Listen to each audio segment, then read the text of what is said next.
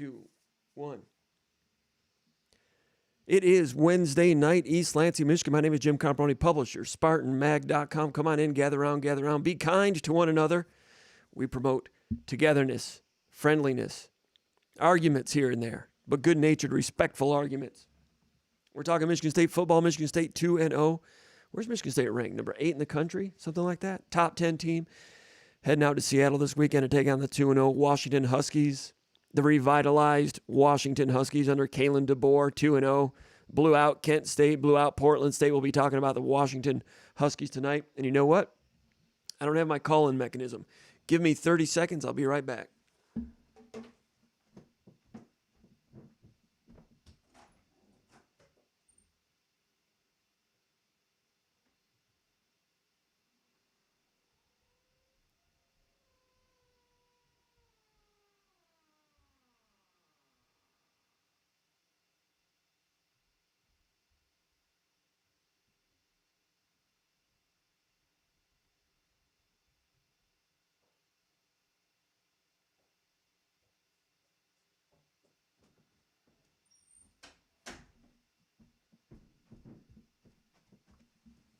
Sorry about the delay. Actually, I'm not sure if we'll need the call-in mechanism, as it turns out.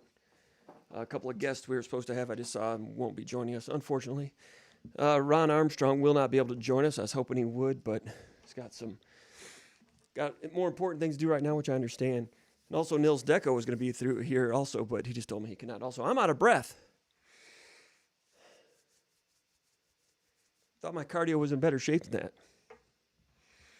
Apparently not. Anyway, hey, come on in and gather around. I should probably just restart this thing, but it's too late. We're rolling live. SpartanMag.com, your source for Michigan State sports. Go check it out, SpartanMag.com.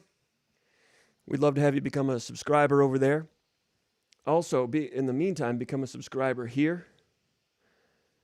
Subscribe to our YouTube channel and give us a thumbs up. That really helps a lot. What we do over at SpartanMag.com at the Underground Bunker Message Board, which is the church of what's happening now with Michigan State sports and the daily narrative on Michigan State football, basketball, and recruiting. Deep breath. I pose the question mailbag style, inviting SpartanMag.com subscribers to post questions. We will field those questions tonight here on Spartan Mag Live.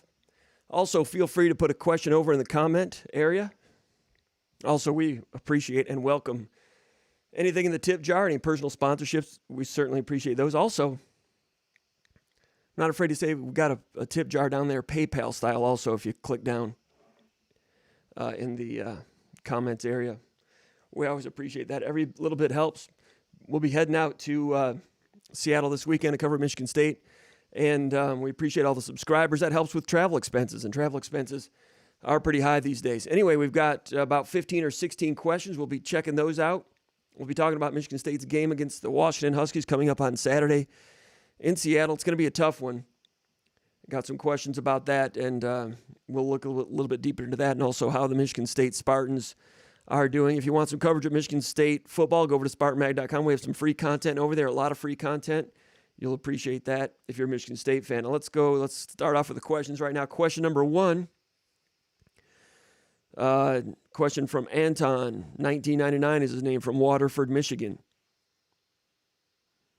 Not to be confused with Denny from Waterford. I think Denny from Waterford is the guy that calls the Mel Tucker Show first caller traditionally, or the D'Antonio Show, or the John L. Smith Show. Denny from Waterford, traditionally.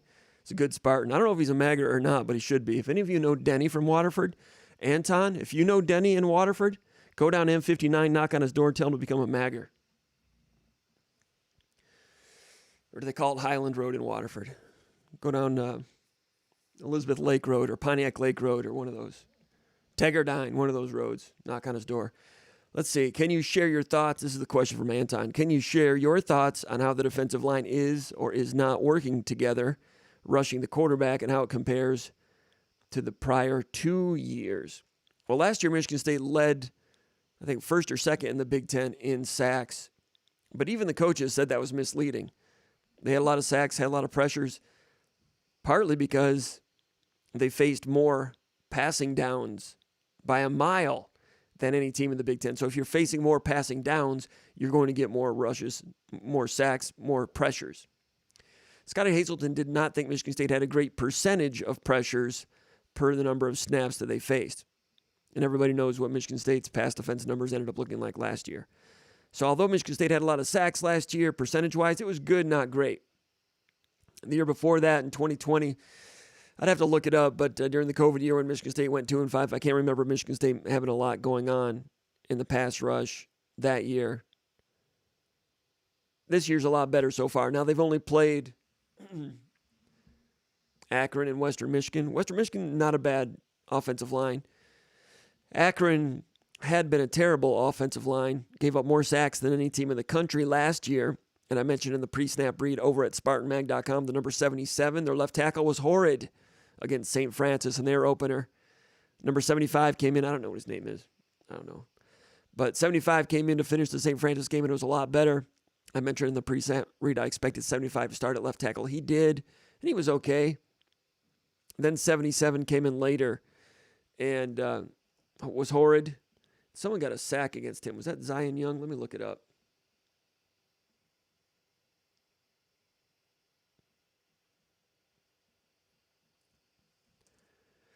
He's 6'9", nothing against. Yeah, Zion Young had the sack.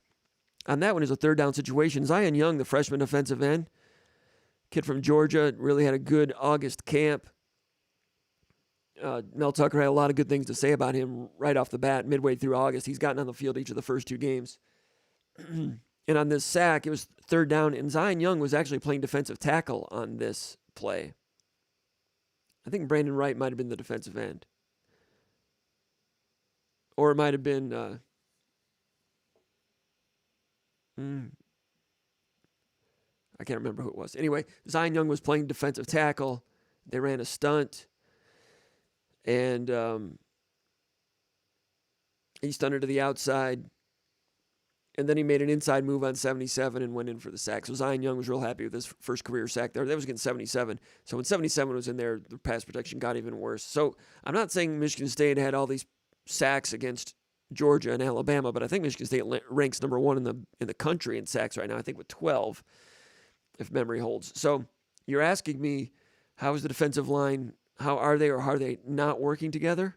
You can't say that they're not working together because they've been productive against these opponents.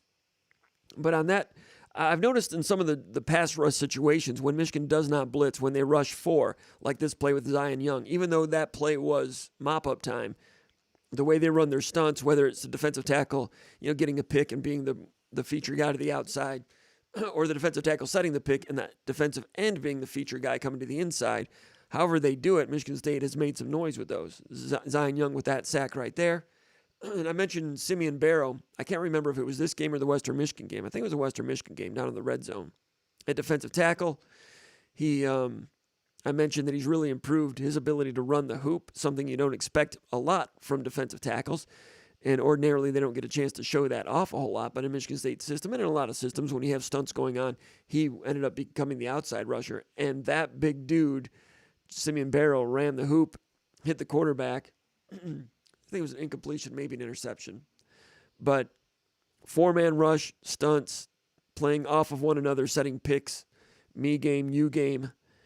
And that's one way that they're working together and doing some good things. The other way against Western Michigan, a lot of the sacks, one player might have the initial pressure, chases him out of the pocket, and someone else is beating their man as well, and it takes away the escape route.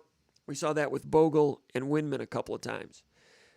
On Brule's sack against Western Michigan, spin move to the inside, got the sack after Windman had flushed him out. So that's an example of them working together, not just schematically, but just in terms of individual talent. But, Jacoby Windman, 11 pressures, 6 sacks, having a great year. Back-to-back Big Ten Defensive Player of the Week, the first Michigan State player ever to be named Big Ten Defensive Player of the Week in consecutive weeks. They've been handing out that award since 1987. He's the first Michigan State defensive player to do that. There have been some really good defenses over the years, really good defensive players. Windman is the first to do that. As far as other pressures, Jeff Pietrowski, there's some questions about Pietrowski coming up. Pietrowski has 7 pressures, no sacks. So you've not seen him, get the big numbers and the big accolades and the big highlight plays, but Pro Football Focus has him with 7 pressures, second best on the team. Simeon Barrow, third best on the team with 6. Three other players with 3 pressures each: Derek Harmon, Maverick Hansen, Chris Bogle. Harmon and Hansen, those are good pressure numbers for backup defensive tackles. Now, I know they kind of played starter repetitions at times in each of these games. Harmon technically started against Akron, and Maverick Hansen played most of the second half when Simeon Barrow missed most of the second half against Western Michigan. So they've gotten pseudo starting snap counts, 3 pressures each. So they're not purely coming off the bench, but those are good pressure numbers. Chris Bogle with 3, Brandon Wright with 2. I expected a little bit more from Brandon Wright, but his snap numbers are not that high because Jacoby Windman is coming in and taking all those snap numbers, as he should. Question number 2, Griff in Hill Valley. I'm not sure where Hill Valley is. Is Hill Valley a place in Michigan? Let me do a little search on that. I'm just curious.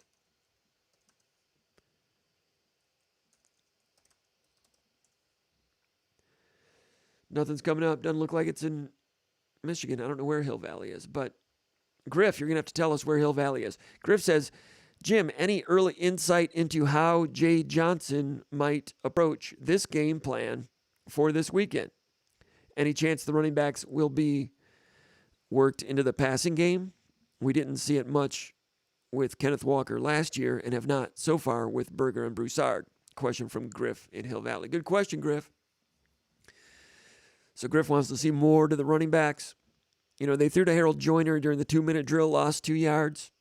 At some point, that needs to be an option because they're using Harold Joyner a lot in passing situations. He's very good in pass protection.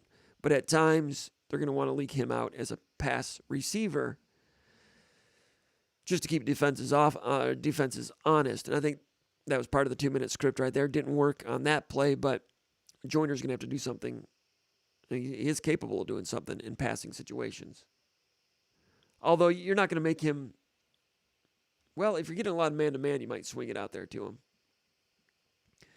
All right, what do we have here? We're going to have a couple people hitting the tip jar. Young Feezy Baby. I want to appreciate Young Feezy Baby. Yeah. Attaway, baby. He's got a super chat question here. Goes straight to the top. He says, just like this guy, checking in from Oxford, Mississippi. Here's a beer on me. Thanks, Feezy Baby, Oxford, Mississippi. Home of old Mississippi. Good for you, Feezy Baby. Appreciate your support. Thank you. We'll take that one for sure. Thank you. And Dog Kenneth.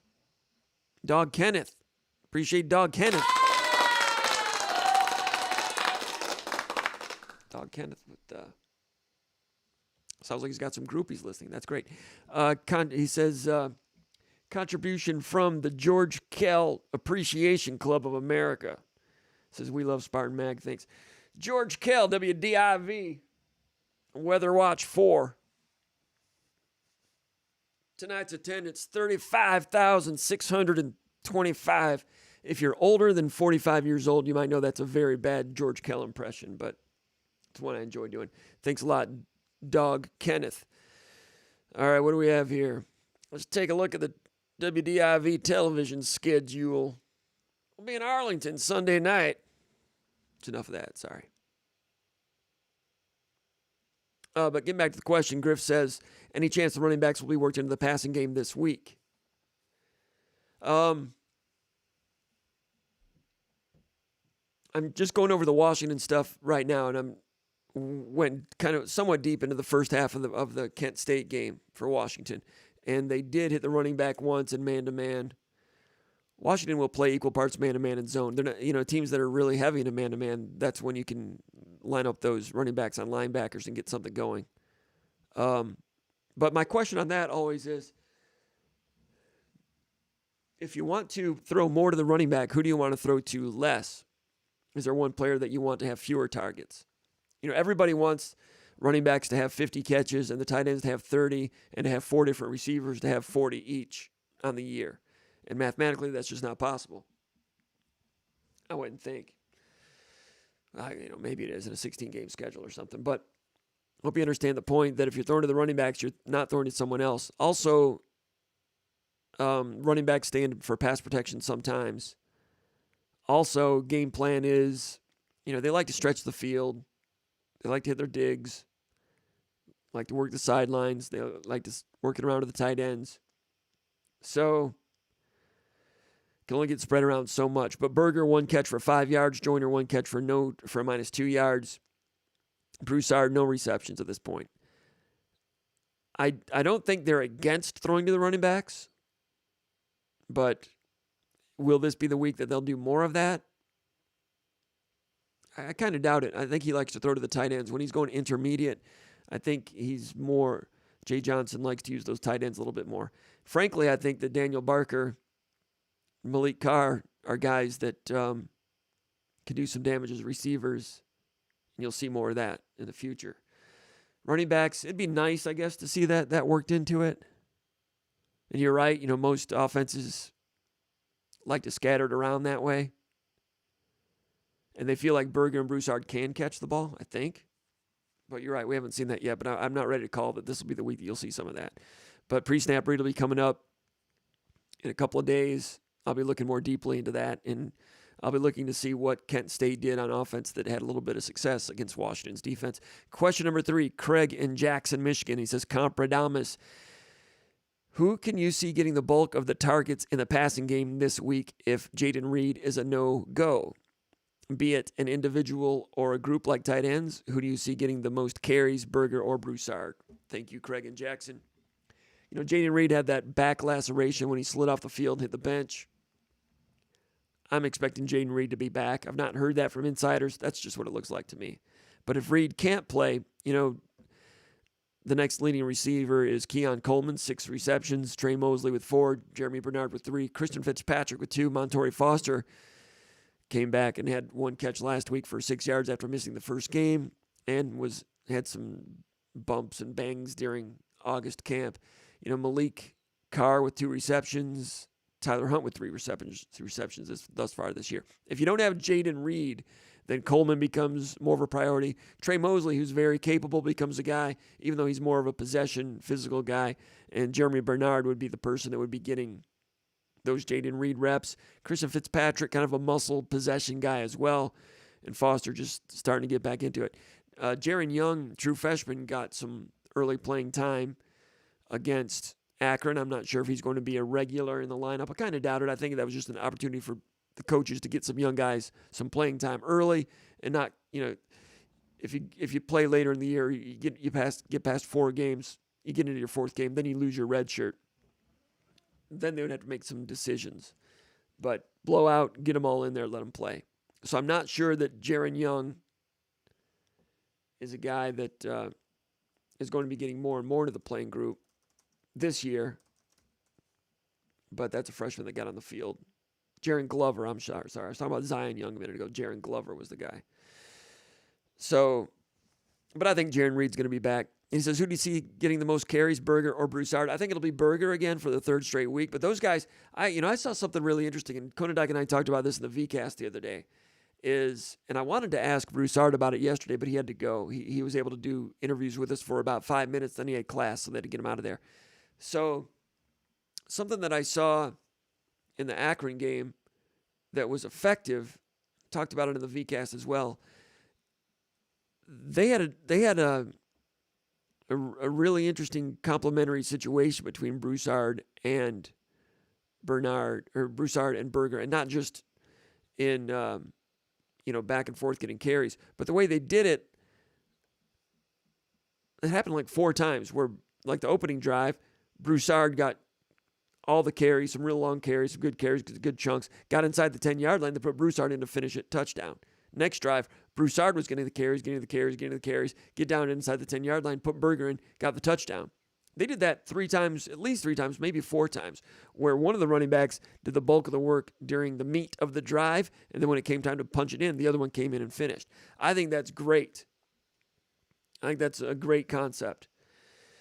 Konadike says that goes on a lot in the NFL. I don't know. I don't watch NFL closely enough to know that, but I know back in the old days there were some teams that did that. Remember the old Baltimore Colts with Lydell Mitchell, and then they had Don McCauley was their short yardage touchdown guy. There's 1 or 2 other teams that did it that way back in the old days. But anyway, against Western Michigan, there was the one play that Berger had the 50-yard run on that outside zone cut. And fourth quarter, Michigan State was up 8 points at the time, and that was a big turning point, restoring of order type of play. 50-yard run inside the 10-yard line. Michigan State runs hurry-up offense to get a quick snap against a gassing defense, just to catch them off guard, something Michigan State likes to do when they get an explosive play. Leaving Berger on the field, you have to leave him on the field if you want to run hurry-up because you can't sub at all. If you sub at all, then the defense can take all day subbing. So Michigan State hurries up and snaps it again, gives it to Berger. He gets 1 or 2 yards, but you could tell his legs were a little dead. My point is he had that long 50-yard run, and then inside the 10-yard line, gave it to him first down, second down, third down. Then he scored on fourth down. In retrospect, are you outsmarting yourself there? It's a 50-yard run. He's gassed. I know you like to amplify and accentuate your own positive conditioning level that you think that you have. And I think Michigan State is well conditioned. The cramping problems against Western Michigan notwithstanding. But even though you'd like to stand on the shoulders of your conditioning, when you have somebody like Broussard getting a long, or like Berger getting a long run like that, he's tired, that's when you put in the other running back. If they are of equal ability and talents, even though their talents are different and they complement each other with a thunder and lightning type of thing. I don't know if they're quite thunder and lightning. It's more like, they call Broussard a mouse. So it's more like, bulldog and mouse. I don't know if it's thunder and lightning quite yet. But I thought, in retrospect, hindsight being 2020, after Berger had that long run in the fourth quarter, rather than going hurry up, put Broussard in there, let him finish it. And in game 2, that's what they did. And that's an interesting thing to keep an eye on. So I think Berger's going to start and get the most carries, but they will go with the hot running back. And if Broussard becomes the hot running back, there's nothing preventing him from becoming the person who gets the most snaps in a particular game. Let's go over here to the comments area and see what we got in the starting lineup. Starting lineup, we got make the best of what's still around. At point guard, he's in here first for the second straight week, and he's at the point. He says he wants to play point this time. I can't remember if I put him at the point last week or not. But he's on the pole position. He's the first one in. Eric M. from Roswell, Georgia. He's in here. Nolan Schroeder says go green from Holland, Michigan. Gordon Tonona, one of our Spartan Maggers. Gordon Tonona is all Spartan Mag, the all Spartan Mag team, 3 straight years. And Rob Moffitt says go green from West Bloomfield. All right, so we got make the best of what's still around. He's the starting point guard. Got Eric M. the shooting guard from Roswell, Georgia. He can shoot. Nolan Schroeder, he's the wing. Gordon Tonona, he's at the stretch 4. And Rob Moffitt, new guy in the starting lineup, he's down low at the 5. Don't tell old Tuck, but he's been replaced with a new center. It's Rob Moffitt. MJ, he's joining us again from Hong Kong. Good to see you, MJ. Ed Francis, starting. Ed Francis, you're 7th man. I know you want to start, and I know you're going to complain about not starting, and you'll probably complain about your parents, to your parents, and I'll probably hear from your parents that you're not in the starting lineup. But just because you say you're starting, you're not starting. Just because you're going around school saying you're starting, Ed Francis, does not mean you're starting. You're 7th man, and you're still valuable. Just keep doing what you're doing, and you'll be fine. Just work hard, keep your mouth shut, and good things will happen. JC1829A says, what's up, comp? It's Jay Chevy checking in from Washington, D.C. JC1829. Fleet is clocked in. Ed Francis, give me a sound check. Sound check, I think, is working. That was from way back when I was had the clock on. And you're right, I didn't have the on-air button over here, so appreciate you, Ed. See, Ed, you're a team guy. You're asking me about the sound and things like that. Things like that, Ed Francis, will get you into the starting lineup. K for Kawhi says, go green, MSU class of 2022. Just got my degree in the mail. K for Kawhi. Good for you, K for Kawhi. Got his degree in the mail. Is that the way we've always done it? When I graduated, they gave you a fake diploma and you got it in the mail later, right? Well, good for you. Hope you had a great time at Michigan State University. It's been a crazy couple of years. So you probably had one good year in the dorm, and then you moved out. I'm a proponent of 2 years in the dorm. I loved my second year in the dorm, but things have changed in the dorm now. It's a little tighter there. You can't like bring a keg up in the elevator anymore. So maybe it's not as fun as it used to be. But if you graduated in 2022, K for Kawhi, that means a couple of COVID years in there. That had to suck. It sucked for everybody, of course. I tell you what, we had the SpartanMag Live rolling during COVID, and it was awesome. Helped me get through it. Hope maybe it kind of was good for some of you guys too. We all get along here all the time, except for some of those yellow and blue trolls that come through. I don't have a problem with that. I mean, we'll usher them out when the time comes. But did I say yellow? I meant maize and blue. Sorry, I didn't mean to be disrespectful. I know some of you want me to be disrespectful, and some of you can be disrespectful to Michigan. That's fine, but their team. I know they've been blowing out these garbage teams. Just a lot of teams are playing garbage teams, but everybody else plays at least one respectable non-conference opponent, and Michigan's not. And I've said it before. It's a cowardly scheduling by Ward Manuel and Jim Harbaugh to give it the nod. It's because those two guys didn't want to get fired. That's why they did it. Maybe they were smart to do it that way. But, they had a good season last year, barely avoided getting fired the year before. They ducked out of that Iowa game. They ducked out of the Ohio State game. Didn't qualify for a bowl game. If they'd have played those two games, I think he might have gotten fired. I don't know. Who knows? But they had a good team last year. And even with the cowardly scheduling, which, they can embarrass themselves. I don't care. That's fine. The part that I think that I find a little off-putting is it embarrasses the Big Ten. That's not so cool. So they're embarrassing the Big Ten. They embarrass themselves enough. They don't. But that's a great school too. Great hospital, great research university in a lot of ways. But writing "Go Blue" in the sky here that year when the Domino's guy was the athletic director, just things like that. All schools at some point have their little faux pas and embarrassing moments. But my point is, they can do what they want. I don't care. But that's an embarrassment of the Big Ten, the way they schedule. But they've got good talent, and that quarterback is pretty sharp, which they've not had a lot of quarterbacks like that in recent years. Got to take a closer look at that defense against good opponents when they play a good opponent.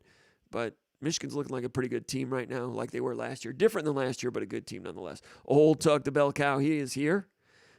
Dog Kenneth from Downriver is in the house. Ed Francis pregame. Gordon Tenoda says, "Can you explain what sleep banking is?" I don't know. That's in reference to Michigan State's preparation for the trip to Washington and the time change.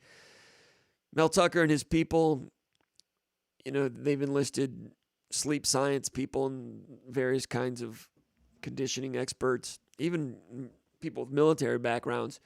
And when you're going to play in a different time zone and so forth, what they want to do in terms of being properly rested. So this week, Mel Tucker has told his players to go to bed 1 hour earlier. He wants everybody to go to bed earlier this week for sleep banking. Apparently, it's effective. If you sleep more during the week, it'll help you later in the week during crisis time or when you're playing a football game. So, they're playing the game at 3:30 West Coast time, 7:30 our time, which is the same situation as playing the Western Michigan game as a night game. To me, that seems like it's the same. But spending 3 hours, 4 hours in the air sometimes can have physiological toll on you, apparently. I don't know. So they're just doing all these things to make sure physically they're tuned in and tuned up properly. They did in a different way. They did that with the Miami game last year to get ready for the heat, and they put it together and they got it done. And I think that there was a psychological thing, and I think there definitely was a physical thing that kicked in that game, and they felt great about it. And with the canopies they brought, which I thought were great to keep the sun off of them on the sideline. Mel Tucker wearing shorts at Miami, which I wish I would have predicted. I knew he was going to do that. Well, I thought he was going to do it. I wish I'd have predicted that in the pre-snap read because he did it once when he coached at Colorado the year before, and I meant to tell people to look out for shorts in this game because people were surprised when they saw it last year when they played Miami. And doggone it, I wish I would have gotten you ready for that one. I blew that one. It's my bad. So, but I tell you what, and I mentioned this on the Huge Show yesterday. The Huge Show across Michigan. It's out of Grand Rapids. They've got affiliates in Lansing, Flint, up north, other places. I do think that Michigan State, with the experience of what they did in Miami last year helps them this year. And the thing that's different is it's uncommon for a power conference team like Michigan State to play a non-conference road game in 2 straight seasons. Usually you play a home and home. You play Miami at home last year, and the year before you were supposed to play them at home. Play Washington at home this year, you play Washington at home the next year or something like that. I think it might get jumbled up here in the next couple of years, but traditionally that's the way it's supposed to be. You play home and home. You play at Boston College this year. Next year Boston College plays at your place. So each year you have every other year you have a non-conference road game against a Power 5 team. It's different with the way Michigan State scheduled this one. Back-to-back years, at Miami last year, at Washington this year. It's uncommon for it to go that way. The benefit to Michigan State, theoretically, if Michigan State goes out there and plays well, they may not, I'm not sure. But if they play well at Washington, I think that last year's experience at Miami can help, can carry over. It was a business trip. They were tuned in. They did it a certain way. They had to battle some elements. They got it done. Now, 12 months later, third game of the season, the same thing. It's almost like a routine thing. I think last year's experience at Miami can help a little bit in this game, even though there's not going to be a heat factor, and these are 2 different style of teams to an extent. But the getting that work done on the road, I think that that they can feed off that from last year. I don't know, some of you guys that are psychology majors, you can call in and tell me I'm crazy on that, but that's just kind of the way I look at it. But I don't know for sure. Speaking of which, we'll just open up the phone line just in case anyone wants.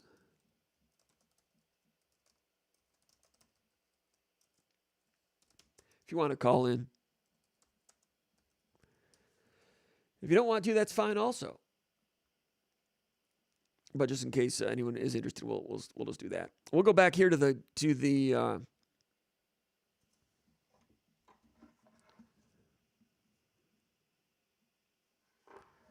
mailbag. Sorry for the delay there. Where are we? Question 4A and 4B from JS from Lake Forest, Illinois, and Marlington from Austin, Texas. These questions are similar, so I grouped them together. JS in Lake Forest, Illinois asks, Jim, what is your assessment of the pass defense this year? And do you think Michigan State has improved in that area? How do you think we will hold up against Michael Penix of Washington? Marlington from Austin, Texas says, what are your thoughts on the pass defense allowing the Akron quarterback to be red hot out of the gate? And how can they prevent that against very accurate Michael Penix? And Michael Penix, he's been good for a couple of years at Indiana. Everybody remembers when he threw 20 straight completions against Michigan State back in 2019, I think it was. And he's had some injuries, and last year at Indiana had a season-ending injury early in the season. He's played 2 games this year for the Huskies. He transferred out there, in case you didn't know. The new head coach at Washington was offensive coordinator at Indiana in 2019, Kalen DeBoer. So when DeBoer became head coach, Penix went out there to play on that team. He's done a great job, and he looks good, people. I know it's against Portland, and it's against Portland State, and it's against Kent State, but Kent State's probably about as good as Western Michigan. They were similar in the MAC last year. And Penix, I mentioned this on the VCast a couple days ago. Judging by how, and I mentioned this on the Huge Show too, I like Peyton Thorne, but everybody knows he's not been playing his A game the last 2 weeks. They're going to need Thorne to play something closer to his A game, at least a B+ game in this game. Based on the body of work so far, Michael Penix, you can expect him to be a better quarterback on Saturday than Peyton Thorne is. Now, I realize they're going against different defenses, and they're throwing with different receivers. Washington's receivers, talent-wise, are similar to Michigan State's. They're good. The tight ends are good. They don't throw to them a whole lot, but they're good blockers. Michigan State has better running backs, but Michael Penix Jr. is a junior, 6'3", 213 out of Tampa, decisive, knows exactly where he wants to go with the ball. He's smooth, good release. That's how the color commentator described him, and I would agree with that. What I'm seeing more out of Penix now, and we'll run some film here in a minute, I think, is he's doing a lot. He's grown in terms of understanding coverages and defenses and influencing safeties, not only with his eyes, but with pump fakes. Pump fake here to go there. We'll run some video in a minute. There was this pump fake that they did, or it was a 20-yard out to one of the receivers, one of their 3 or 4 good receivers, and a smash concept. You know, they've got it's cover 2, and he reads it right away. Cover 2 halves, so the corner passes him off, clouds it, and stays at the sideline. So you got the cover 2 hole between the safety and the cornerback. So he's got this window downfield of 20 yards he's going to throw to, and he pumps to the flat just to bring the corner up a little bit more to hit that window. It's something that you would think more quarterbacks would do once they read cover 2 halves, but he's left-handed, by the way. But making reads, manipulating the safeties, and then smooth release, throwing lasers, big-time arm. People, Michael Penix Jr., excellent quarterback. Not just a good college, he's an excellent quarterback. If he stays healthy, I think he's an NFL prospect. So, yeah, he's going to be a handful. Now, Michigan State's pass defense this year. Marlington brings up the Akron quarterback was red hot out the gate. J.S. in Lake Forest asks me what the pass defense looks like so far this year. And I went back over it because Akron outgained Michigan State in the first half. Their quarterback, Irons. Is it DJ Irons? Irons, whatever I don't know what his first name is. I forgot. But Irons is his last name. And he was 8 out of 9 to begin with, ended up 9 out of 13. In the pre-snap read, I said that he had a really strong arm and threw a really good deep ball. And intermediate or short passing got a little scatter shot, a little bit inaccurate in week 1 against St. Francis. I said, but last year at Akron, his completion percentage was pretty good. It was like 65%. And I said, that makes me pause a little bit. I wrote that in pre-snap read. I didn't have time to go back and look at last year's film at Akron to look what his accuracy looked like there, but the stats said it was pretty good. So although his intermediate accuracy was not good in week 1, last year's stats made me pause. But if you go by the most recent body work, strong arm, and they have Akron has that new receiver, Jacques Louis from Pittsburgh. He's a good one. So you got a guy with a strong arm that throws a good deep ball, did Akron, and a good receiver that can get on top. And Michigan State, without Xavier Henderson, you got Kendall Brooks back there and Gross. So Michigan State, in the pre-snap read, I said that they threw the deep ball well, intermediate, not so well. So what did Michigan State do? They played a lot of deep zone. I think they blitzed like the first play of the game, and then they deeper zone because they wanted to take away the deep shot. They respected his deep passing ability, and Jacques Louis, whatever his name was, good receiver.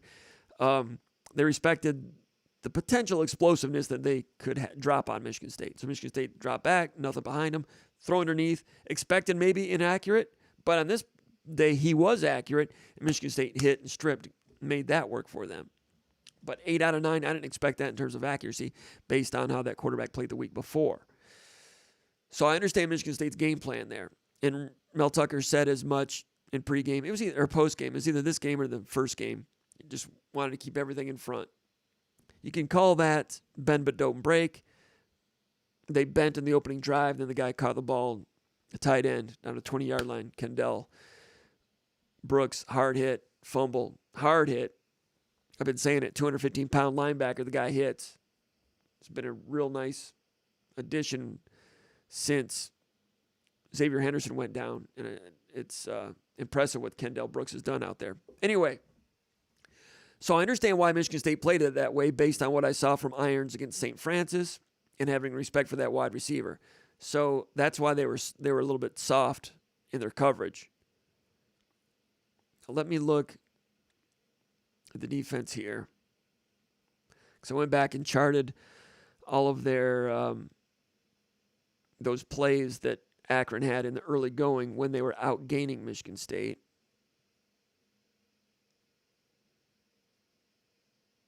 All right. So Irons, some of those chunk plays. All right, so, first play of the game, Irons drops back, quarterback draw, gain of 7. He had another one for 9 and a zone read keeper for 9. He's a guy that would have some positive yardage running on tuck and run in other games. I didn't watch Akron enough like last year to see if the quarterback draw and design quarterback runs were a big part of their offense. I didn't know. And you wouldn't know because they've got a brand new coach. But the brand new coach, Joe Moorhead, like I said in the pre-snap read, in my opinion, has put his quarterbacks in harm's way a little too often. He did that with Trace McSorley at Penn State during that year. They were a very good team that year, but when they had McSorley and Saquon Barkley, I thought McSorley took too many hits. Still had a very good season that year. Could they have been better? Possibly. They had 2 losses, and Michigan State was one of the losses of them, if I'm not mistaken. Anyway, maybe not. Maybe they were the 2-loss team was the year they blew Michigan State out and ran up the score. Maybe that was the case. I'll get them mixed up. Anyway, Irons had a few of those. So when he ran it a couple times, that was all the more reason for Michigan State to stay in the zone, keep an eye on him. If you're going to incorporate the quarterback run a lot, the best way for quarterback run to really damage a defense is if they catch you in man-to-man. And you have the entire secondary, covering people and running and vacating and covering over routes, and then the quarterback keeps it and goes. Like the Western Michigan game. Caught Michigan State in a man-to-man. Quarterback keeps it, gains 50 yards. Michigan State was blitzing on that play as well. So there were fewer safety net measures back there for that play against Western Michigan. So Michigan State had given up a 50-yarder with a quarterback run the week before. This guy Irons is a better runner than Western Michigan's quarterback. And in the first 2 or 3 plays, he had shown a proclivity to keep it. So all the more reason for Michigan State to stay zone. Stay zone for Jacques Louis and the big arm. Stay zone for the quarterback run. React to the run, react underneath to the pass underneath. I understand why Michigan State did it that way. That doesn't mean they'll do that way against everybody. But even against Miami last year, Michigan State had a lot of respect for De'Aaron King's ability to throw deep, his ability to run. And they played bend but don't break. Call from Malcolm Jones. To accept, press 1. To send a voicemail, press 2. All right, let's go out to our friend down in Lee County, Georgia, Malcolm Jones Sr. And out there last week against Akron Zips, you saw Malcolm Jones Jr. on kickoff coverage. You're getting a tackle down there, if I'm not mistaken. Did I see that right, Malcolm? Yes, you did. How'd that make you feel? It made me feel good to see him on the field. Yeah. Number 24. I want to say kickoff coverage. I want to say happy belated birthday. His birthday was yesterday. I want to say happy belated birthday. Happy birthday, Malcolm Jones Jr. Belated birthday yesterday. True freshman, Yeah. Lee County, Georgia. Making his way in the depth chart there at safety position. Got some playing time against Akron on the kickoff coverage team. And I don't know if he got on the field with the defense toward the end or not, but I think it was just special teams this time around. No, he just played special team. Okay. Good. Yeah, he did good. But I noticed that, most of the defense is strong on the outside. It's just that we got to clog up the holes. Like on a quarterback draw, yeah, they're getting up the middle. But if you really look at the game at Akron, they really didn't get no runs on the outside. No. And the running back the running back's a decent running back, but yeah, Michigan State did a good job staying home and bouncing the running game back to the help.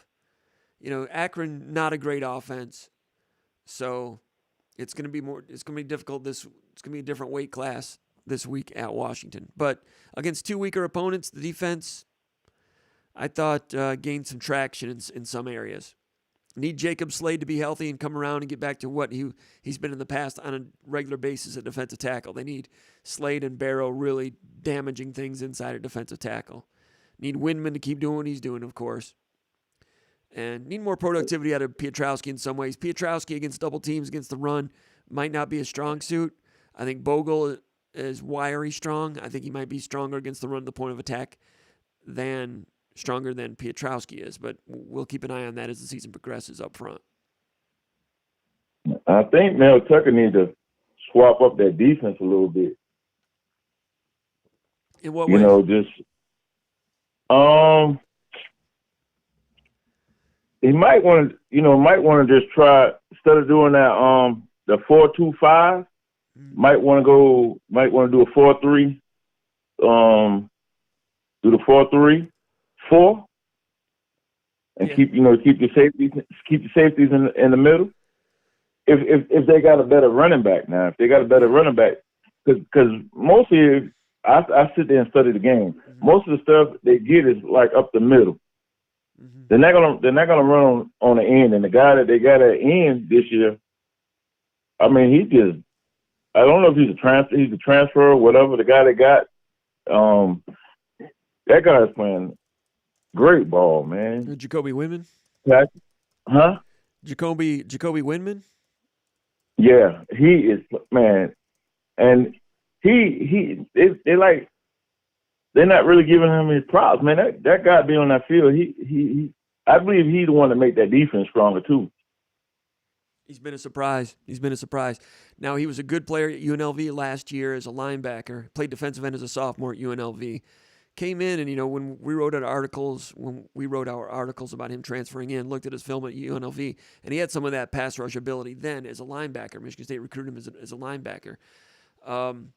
Between him coming in and getting more involved with, I really think that Michigan State's strength program is really good.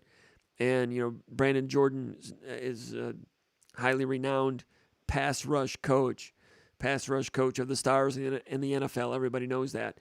The combination of those two things, I think, have taken a talented Jacoby Windman and really amplified those talents. Just like last year with Kenneth Walker. Kenneth Walker came in as a good running back last year. He was on campus for 9 months, and he became a great running back. I think it happened again with Jacoby Windman. I think they amplified his talents. Now, that young man has put in the work, but he got plugged into a system here with an excellent pass rush coach and, hit the strength and conditioning a little bit differently, got up to 250, and it's a nice 250. It's a nimble 250. And, yeah, Jacoby Windman is back-to-back Big Ten Defensive Player of the Week. But as far as the 4-3 goes, I think they can do something similar to a 4-3 against teams that are more run-oriented, like Wisconsin. Yeah. I think against Minnesota, not this weekend, but the weekend after, you might see more of that. And that's what they had Darius Snow doing. Darius Snow would bump out to the nickel, and he did that a couple of plays in the Western Michigan game. Darius Snow was an inside linebacker, but against some personnel groups and some down and distance situations, Darius Snow would bump out and play nickel, and they would bring in Halliday. So then they would have Halliday, Van Sumeren, and Snow, 3 linebackers on the field at the same time. That's a 4-3. They did that for like maybe 4 snaps against Western Michigan. It is in the package. Now that you do not have Darius Snow anymore, his versatility was really valuable. Could play inside linebacker, could make the calls as a true Mike linebacker, but could also walk out and play the nickel. He played nickel last year, but he'll play as more of a linebacker than as a nickel defensive back. Chester Kimbrough is starting as the nickel back right now. He is, truly a corner playing in the slot area. But they can go to a 4-3. And in the second half of the Western Michigan game, they had Aaron Brule, the transfer from Mississippi State. He played in the slot area as a linebacker. The star position is what they call it. It's the star position. That's what it's called in Mel Tucker's lingo, Nick Saban's lingo, Kirby Smart's lingo, Mark D'Antonio's lingo. That's the star position in the slot. Brule, a linebacker, played the star in the slot against some personnel groups in the Western Michigan game. So I don't know and you might see that in this game also, because Washington will load up with 2 tight ends sometimes. They'll go under center, they'll go heavier formation. And when that happens, if you have time to, if they do that with their subs, then you have time to change your subs. And I'll be interested to see if Michigan State does go to the heavier defense with Brule. And Brule's not been getting a lot of snaps. I think he was banged up a little bit in August. I think he looks quick out there. I'm wondering if Brule plays a little bit more in this game. Now, Washington does not do that a lot, but just once in a while they will load up, and you have to be able to come at it, I think, with the 4-3 you're talking about. Michigan State has that package, but they're, for the most part, a 4-2-5 team, which is, that's the way Georgia plays it, the way Ohio State plays it. Alabama, most teams' conventional defense these days is a 4-2-5. But see, if you go to the 4-3-4, they haven't seen it this year. So Washington, they're probably going to see what they're playing. You know, they're probably watching the 4-2-5. But if you go ahead and change it up, if you show it a couple of times, then back out of it, you know, you have to see what they're going to do. You know, everybody looking at the same thing that they're running, and Washington's going to look at, well, we can get it, we can run up the hole. You need to just throw. You have to throw a decoy sometime. Yeah, and that's what I think. Yeah, I hear you. And if you stay with the 4-3, Brule still proving himself at Michigan State, and he happens to have good speed, and he can drop and do a 45-degree angle and pass the fence and do it with good quickness. So I think he can play 4-3 and not hurt you too badly. But, you know, in this day and age of football, if a team puts out there, you know, 3 receivers or 4 receivers that can all run verticals and some deep ends and so forth, you know, defenses have just said, you know what, we're going to go with 5 defensive backs to cover that as a main threat rather than. But see what you can do. But what you can do with that is you can drop your two linebackers on the end. You can drop them back when you know when the ball hike, and if they're not running, you can drop those 2 back, and then you still have your 4 up front still, and then you have 3. Then you know your safeties can back up anything that's coming. If they try to throw it over the linebackers, you got your safeties that can come up, and your corners can come up. They can come up, but what if they're throwing 3 verticals at you? You got 3 people to run drag races with 3 guys going deep. No, I don't believe they're not gonna go deep because they never seen that. If you throw something that they never seen, they wouldn't know how to work that. All right. See, if they're gonna look at most time they're gonna look at where they, you know, Akron, what did they do to get their yardage? Mm-hmm. If you throw the ball, you know your corners and your linebackers. I like how they're doing. One's hitting and one's ripping at the ball. Mm-hmm. You see? Yeah. And then you get a lot of turnover. But I mean, you just got to show them. So on defense, you just got to show them something different. Yeah. You just have to put up a front. You have to put up a front and then see what they're gonna do. Yeah, I think Michigan State, for better or for worse, last year they changed up quite a bit in the end of the season, and they were not on the same page as much. They had some coaching changes, and I think they're going to be sharper this year. We'll wait and see if that turns out to be the case. But one thing about Michigan State, I don't think you can accuse them of doing the same thing all the time on defense. They change it up.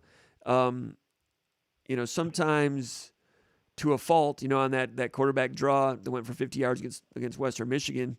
You know, they brought a blitz and didn't have a whole lot left in the middle of the field on that one. I mean, they change it around a little bit. But for the most part, that they believe in, you know, limiting big plays. You know, every defense coordinator wants to keep a lid on big plays and hit hard. And I think Michigan State's been hitting hard. That's one of the things this year that's been impressive so far is how physical Michigan State is, tackling hard. You know, Kendall Brooks, you know, Ma'a Nateote came in late in the game when it was, you know, garbage time. He's hitting hard. He's hitting hard. Angelo Gross is hitting hard.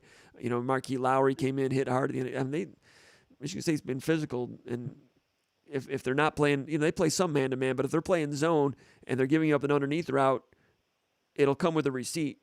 You know, you might get that 12-yard catch, but a receipt's going to be paid on that one. They're going to hit, and over the course of time, that becomes a positive.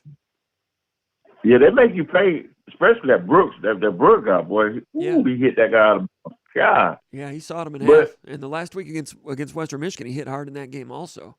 Yeah, Brooks has been a pleasant surprise. I didn't know he could hit like that. And that gets back to Michigan State with their evaluation. That's a transfer that came in from, was it North Central College in South Carolina?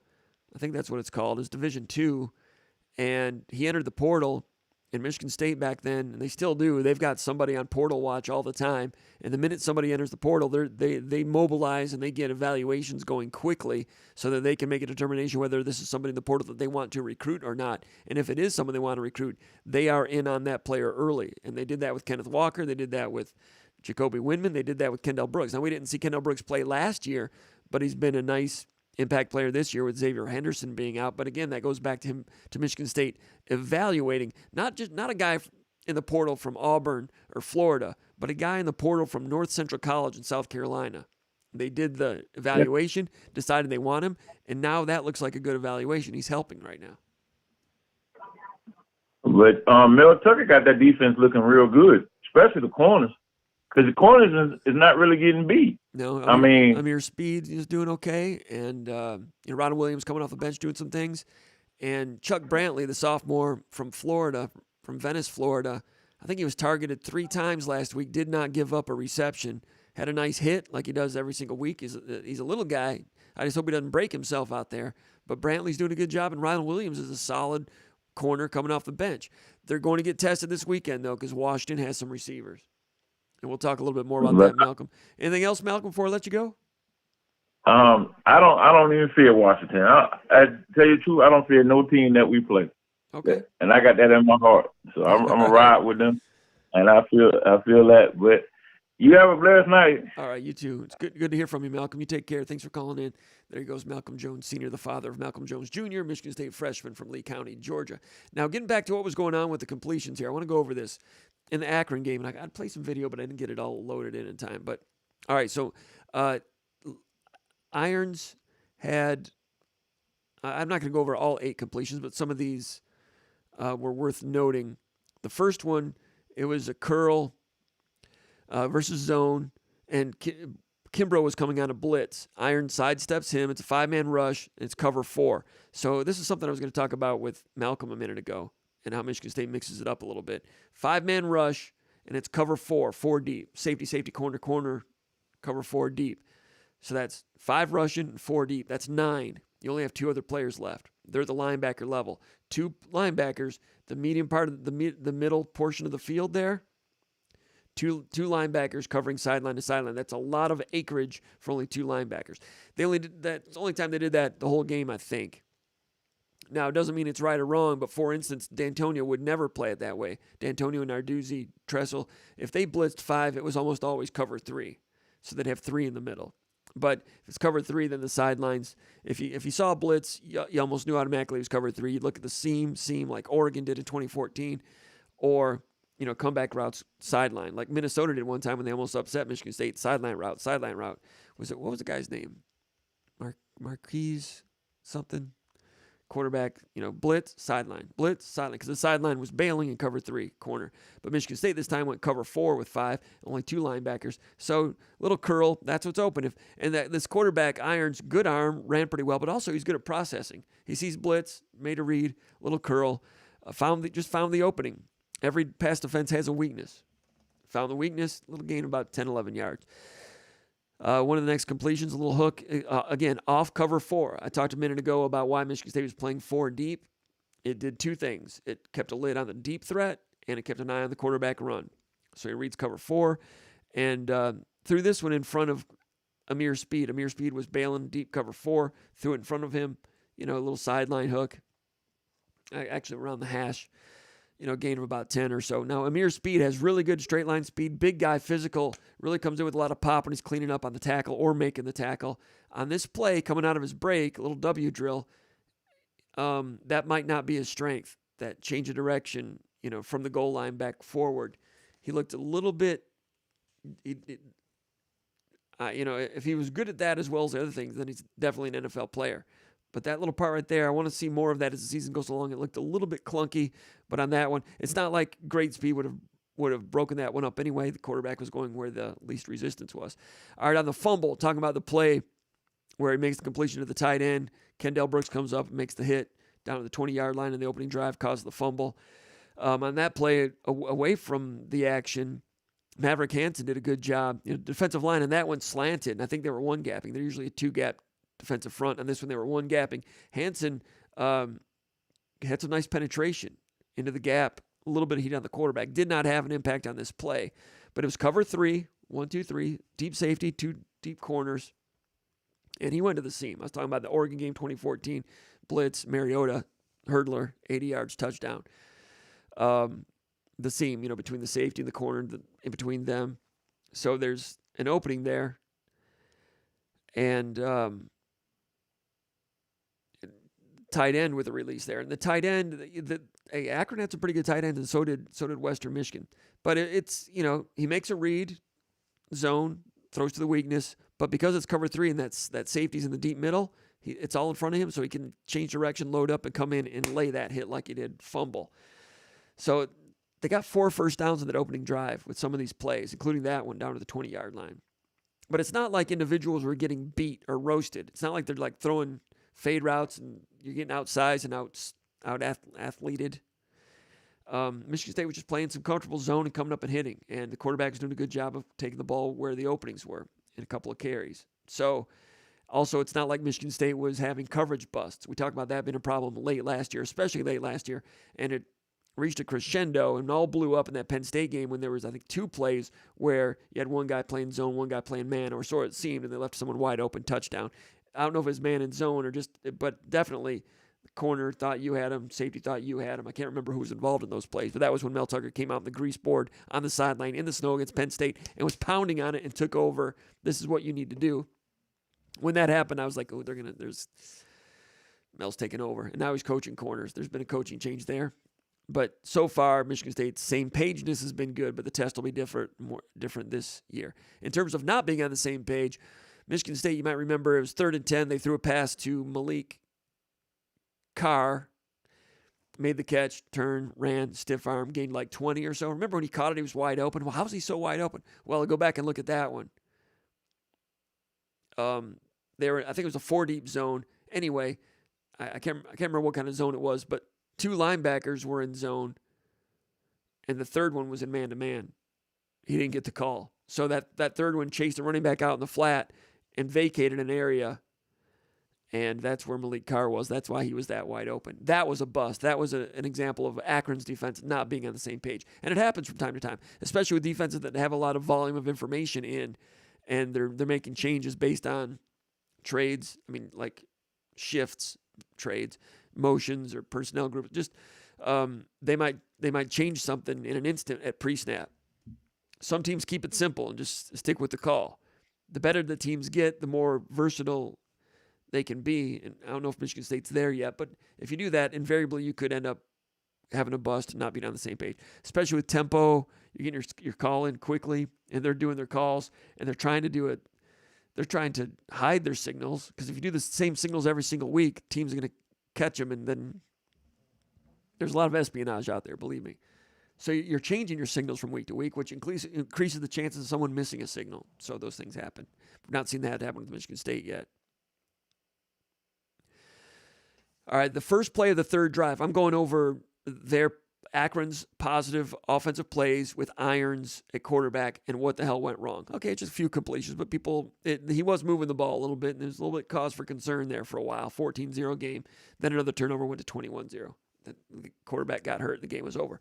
All right, first play of the third drive, Michigan State blitzed. 2 inside linebackers blitzed. Akron threw a swing pass, gains 11. So it's a perfect call. If you throw a swing pass, there's no linebackers to run east and west to pursue the alley because they're blitzing inside. And I thought on that one, Kendall Brooks looked to me like he was kind of a step slow, sideline to sideline. Running back turned the corner on him for a couple extra yards. I've mentioned that I'm not sure about Brooks' top-end speed, but someone mentioned on the message board, Underground Bunker message board, that Brooks has, I think it was Amir Speed said that Brooks is like the 3rd fastest player on the team, which surprises me a little bit. There are other plays when I thought he did have good speed, but on that one, Kendall Brooks looked like his speed was just mediocre for a safety. Gains 11 yards, but again, quarterback sees blitz, gets it out here. Michigan State went rock, he went paper. Boom. Good call. Nobody got beat, just quarterback processed it, 11 yards. Is it bad defense? No, Michigan State came with a blitz. They had a good answer to it. What do we have here? The next one. Completion on the next fumble.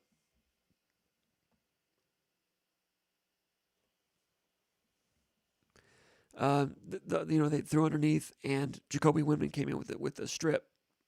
On that one, Michigan State off quarters again, and it was a free release hitch. So I think it was the slot man. It just had a free release. So it's not like he beat anybody. Just hitch, threw short what the defense is giving you. Catch it. Gets north. Gang tackle. Windman caused the fumble.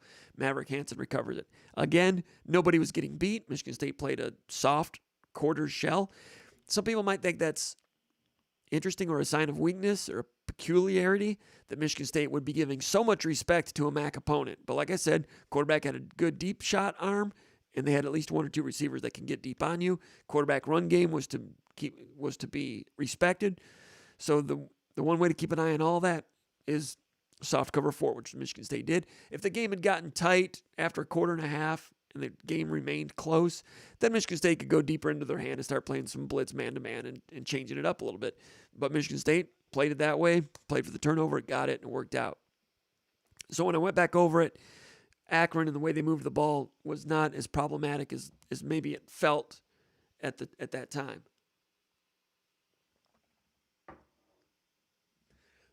All right.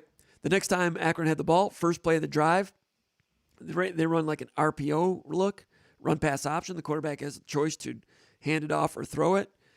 Offensive line is kind of run blocking, pass blocking. They're run blocking, but they're not going more than 2 yards downfield. Otherwise, it's a legal man downfield. And this was just like a trick play, gimmicky, the play you can do once. I talked about this in the VCast with Konendijk. The tight end blocked down like he was going to like crack block. And what is it? It's a crack and go. So he's like, so it's RPO. They're showing run, crack, block, crack, block, run. Then he pulls it out, tight end releases, gets behind linebacker. And Michigan State was in man-to-man. He sprung him open. Kind of a trick type of pass, gains 21 yards. Michigan State happened to be in man-to-man on that play. And Michigan State had been playing so much quarter zone. If they had been in zone on that play, safety would have been right there and tackled him maybe hard. Might have been a gain of 10 or so. But crack release, you can do that once or twice to fool a team, but it's not something that a team can do like all the way down the field. 21 yards, it looked a little bit scattershot, caught him in man-to-man on that one. So they happened to have a good play call against what Michigan State called. Nobody was beaten athletically, and nobody was, there's not a communication error. D'Antonio used to put things into 3 different categories when they gave up big plays or any completion. If there was an error, that's a big play. Was it because of structure? Was it because of a physical malfunction or a mental malfunction? Physical malfunction and mental malfunction are the 2 things you try to correct and 2 things you want to guard against. In these plays, it's not a physical limitation, and there weren't mental problems. It was structural. Every pass defense has a weakness, and Akron, to their credit, was finding some weaknesses, and Joe Moorhead had some decent plays put together. That one right there, that crack and go to the tight end, pretty solid play. And the quarterback was well schooled, and that cover 3, go to the seam, but Kendall Brooks with a big hit. 2 inside linebackers blitz, throw it out here to the flare, gain of about 12 or so. All right, a few plays later, they had a gain of 17. And on this one is a cover 2 window. Michigan State 2 deep zone. This is a hard hit by Gross and Speed. And it was a good read. That was the play when number 14 for Akron caught the pass along the Akron sideline. It was a throw out to the left sideline. He caught the pass, hard hit, and he came up and he was jawing with Amir Speed a little bit. It looked to me like it was good-natured jawing. He got up. It looked to me it was like one of those deals like, hey, man, or it looked like Amir Speed told him, good catch. And the guy hit him back, said, hey, man, good hit or whatever. Or something like that. Probably a little more colorful language than that. But it didn't look like any taunting. It looked like good-natured, good play, slap him on the butt. 14 gets up. They jaw a little bit, slaps him on the butt. He goes to turn to the sideline, and he's limping, and he's looking at his shoe and the tape and stuff. Do you remember that play? The broadcaster didn't catch this, but if you go back and look at that play, when Amir Speed came in from the corner position to hit him and hit him low, I mean, broadcasters didn't see it, and I'm not really a broadcaster. I'm just got a talk show here. And I don't know, I didn't see Akron's, I don't even know if they have press conferences. I don't know, they probably do. The Akron newspaper, I'm sure they talk with them, but I've not looked it up. And this might be dangerous on my part, but number 14 made a nice catch there. It looked to me like he broke his leg on that. It looked like Amir Speed came and broke like the shin bone or the tibia down in there, one of those. And he didn't know it. He got up John and he went to take a step and he looked down surprised and his leg was still together, but you can see a little, and then you see him on the sideline. If you watch much MMA or UFC, once in a while somebody will do a leg kick and break their own leg like Anderson Silva did that one time, or they go to stand on it and not know that it's broken. It kind of turns into mush, and it's a very grotesque thing. If that was the case here, I'm very thankful that didn't happen in this case. There was a Duke basketball player that happened to. It was a Louisville basketball player against Duke in the NCAA tournament 5 or 6 years ago. I think he broke his leg and didn't know it, and then he went to step on it. Hey, it's been 6 days. I could have looked it up, but I haven't. But when I looked at it, I was like, oh, my God, Amir Speed came in and broke his leg. But number 14, hey, bless your heart. Hope you're back on the field soon. But anyway, on that play, it's cover 2. So Michigan State's first time I think they played like cover 2 halves that I noticed.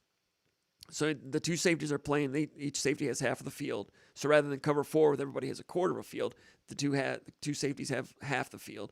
And the corners are clouding the sideline. They're letting the receiver go behind them. And they're covering the flats. So there's an opening in the cover 2 hole, they call it, because the safety he's got the whole half of the field, so he's mindful of some of these seam threats. So he might be a little bit late getting to an out route.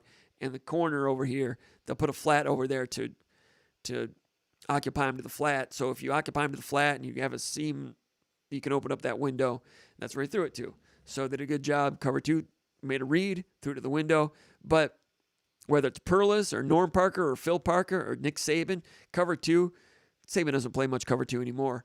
But cover 2, there's openings, but because everybody has their eye in the backfield, it gives safeties and some of the corners a chance to, all right, you caught it. Now comes the receipt. We're going to tackle you and tackle you hard. And that's Nick Saban football. That's Perlis football. Especially Saban football. When you watch some of the documentaries or the open mic situations with Saban, he wants to hit and hit and hit and have big guys hitting and make the other team quit. Tucker probably coaches that way. I've not heard him say that, but you've heard Saban over the years. Make them quit. And I tell you what, in this game, Akron quit in the fourth quarter. No disrespect, but they had taken some lumps. The quarterback was out. 14 was out, and they were getting hit, and Michigan State was bringing in second stringers, and they just kept hitting. I mentioned Nate Ote and Monkeet Lowry hit. So it's cover 2 in the window. Hey, finds the weakness on time. Pass rush didn't get home. On that play, made a good throw, good catch, and they broke his leg, I think. You don't want that to happen, but it's 17 yards. But taking a toll.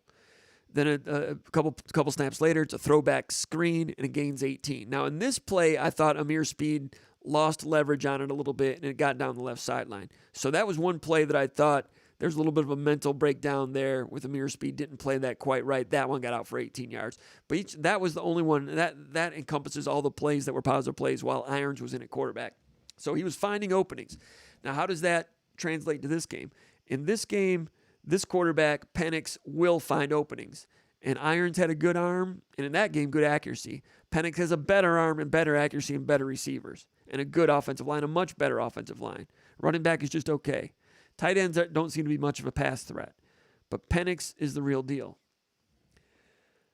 But anyway, you want to know about Akron. That was a long-winded answer to questions 4 and 4A from JS from Lake Forest and Marlington from Austin about Akron's red-hot quarterback. Question 5, Matt from Springfield, Illinois says, what has stood out for Washington in watching the film so far? The quarterback is excellent. Excellent. And let's see what we got here.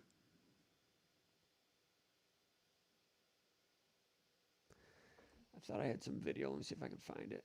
Here it is. This is from the first half of the Kent State game.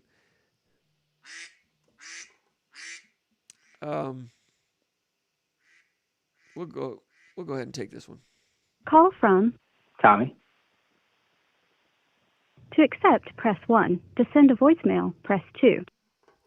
We're probably going to need more than Tommy on that one. I don't recognize his name or his voice, so Tommy can call back. And if he's someone who's posted a lot in the past, maybe we will. But let's look at what's going on here. This is the first half against Kent State. This is Kent State on offense. All right, first play of the game. This is Asa. What's his name? He's a safety. Makes an interception. Let's see if we can get into some Penix plays here in a second. Let's go past this one. All right, so here's Penix. Now you'll see this is early in the game. They will. Come on, Comparoni, get your film together. All right, you see here they've got 2 tight ends on the field. I think they've got 3 tight ends on the field. Sometimes they'll put a wide receiver over there in the wing, but I think this is legit 3 tight ends. This is 4th and 1. All right, this is at midfield. This is early in the game. The running back is a transfer from Virginia. He's not bad, but this offensive line is solid. I watched the whole first half. I've not studied them in depth. I'll study them more for the pre-snap read. But I've got notes, a little bit of notes on all 5 offensive linemen, and I've not seen a negative play yet. I've not seen weaknesses yet. And I've seen positive plays from, I think, all 5 offensive linemen. They look solid on the offensive line. So this running back gets through. The tight end up there, 88, makes a nice block. The left tackle makes a nice block. He goes between, he bounces out inside zone, runs it off left tackle.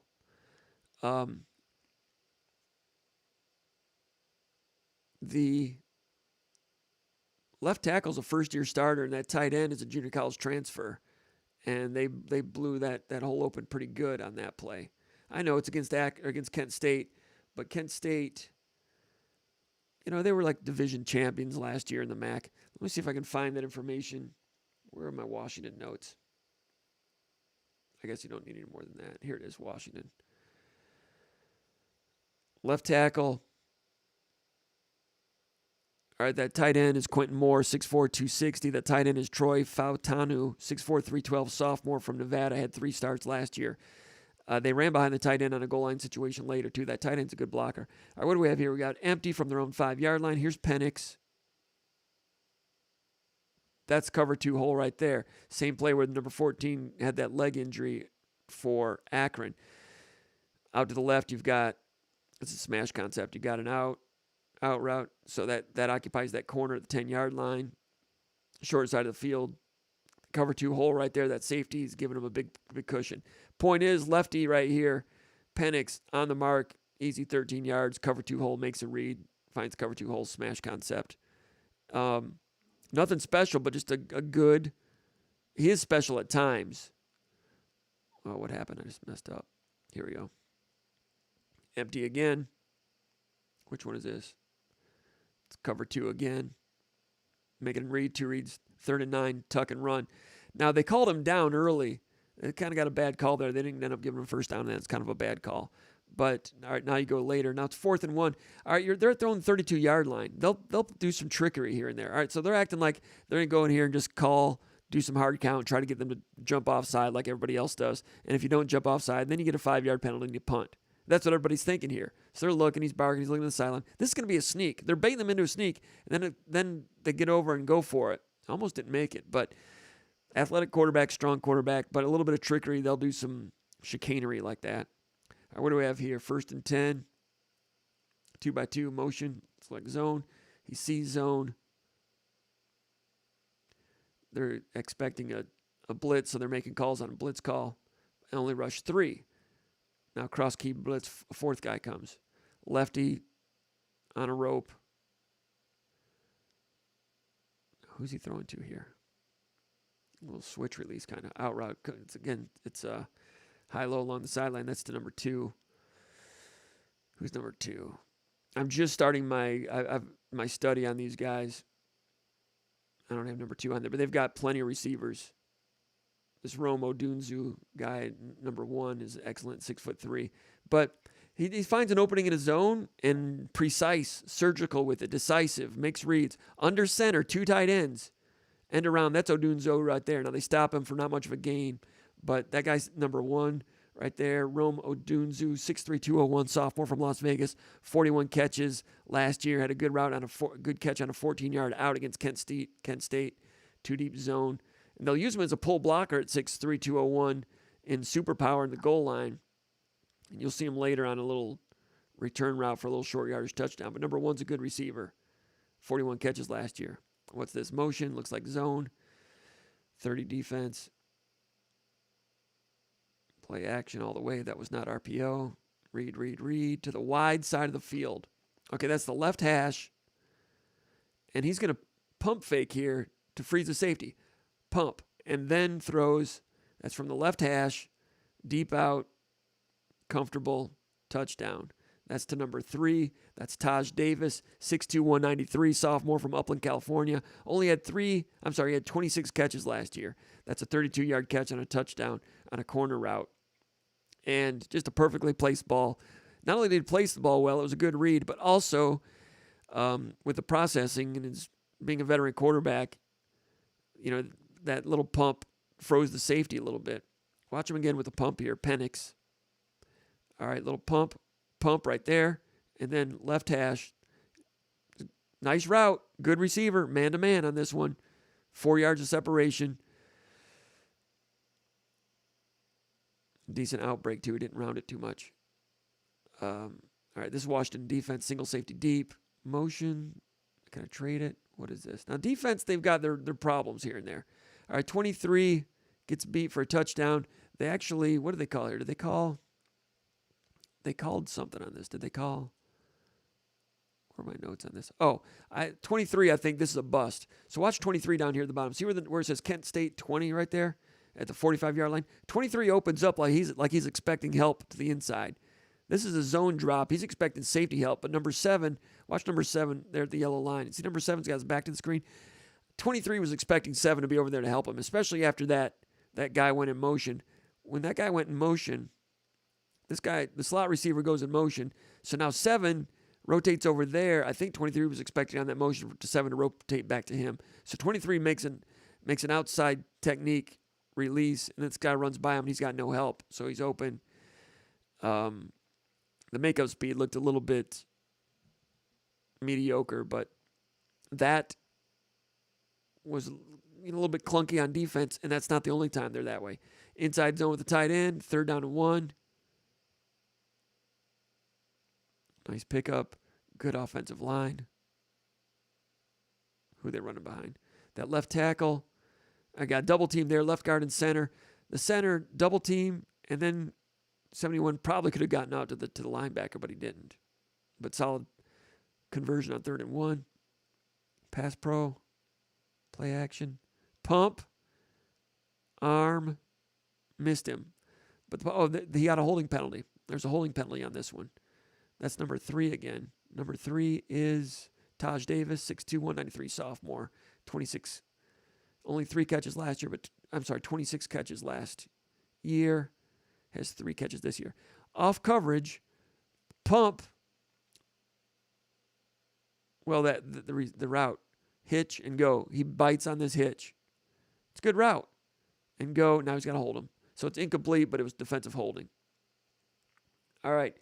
So I'll let that run a little bit. I'll let this run a little bit more. You can watch Washington a little bit. Let's get back to the questions. Let's go here to the comments area.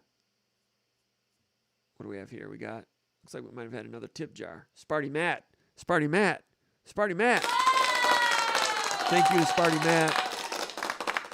He says, I felt like a negative Nancy talking with my friends, but Thorne has seemed very inaccurate, inconsistent the first 2 games. Feels like Michigan State is mid-tier Big Ten team at best if he does not improve. Sparty Matt with a strong opinion there, and I don't disagree. I do think Peyton Thorne can play better than this. Peyton Thorne believes he can play better than this. And they need him to. There's no question about it.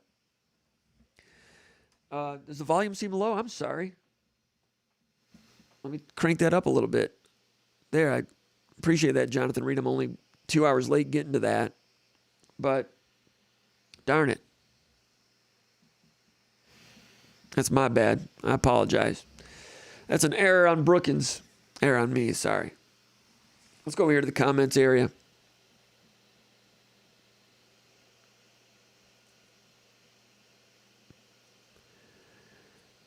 All right. Sleep banking. Rob South. Ed Francis. Dog Kenneth says this is my favorite part of the show. I don't know what part that was. Bill Hujen says, what do you make of Bo Edmondson, the quarterback recruit, being injured, has not played this season? I don't know. It's a good question.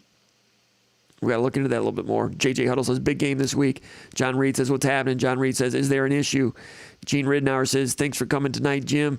Bill Hujan says, this game will come down to quarterback play. We need good Peyton Thorne to win. I agree. Spartan MD says, ladies and gentlemen and Spartans. Matt Lorich says, go Comp from from Bloomfield Hills. Thanks for doing these. Thank you, Matt. Spartan MD says, checking in from sunny West Bloomfield. Matt Lorich says, also, how do I get to be in the starting 5 of basketball? Be here early? Can I be the water boy? Matt Lorich, he's a team player. He wants to help. I appreciate that. I respect that. Jonathan Reed says, Prof. Green in the house. Thank you, Jonathan Reed. Ed Francis says, Thorne hopefully gets the the job done. Don't need him to be crazy, just good. I agree with that. He needs to be sharp because this guy Penix is going to be good. Right there, there's that return route to number 1, Romo Dunez. That's tough too. Odunze is his name. If you're open, Penix is going to find you. I'm sorry that my volume was low, Jonathan Reed, but thanks for letting me know. Dog kind of says, watching Jim look at PFF grades is what I signed up for. Thank you. I don't always agree with all the PFF grades. For example, they had Spencer Brown like being like the best on the team in pass protection this year, this week. First or second. Let me call it up here. But Spencer Brown got beat for a sack one time. I don't know how. Like, I like Pro Football Focus. I like to use it as a barometer, but it's not the end-all, be-all. For pass blocking, they had Brandon Baldwin, number 1. And I think he had 39 snaps, so he played a significant amount. He had Spencer Brown, number 2. Matt Carrick, number 3 on the team in pass protection. Dallas Fincher was last. Fincher struggled a little bit. Brian Green was second to last. Brian Green there was a blitz that came through. I think it might have been on one of the 2 interceptions. I think Green, he didn't get beat physically, but he didn't identify things and pick it up correctly. But Spencer Brown, good players, having a good season, but I wouldn't have him the second best on the team in pass protection last week. Micah Brown says, just burned my red shirt on this live chat, hoping it's good and it gets going, or I'll head for the portal. Checking in from Madison, Wisconsin is Ken Ma. JJ Huddle says, what's happening? Ed Francis, West Branch, Michigan.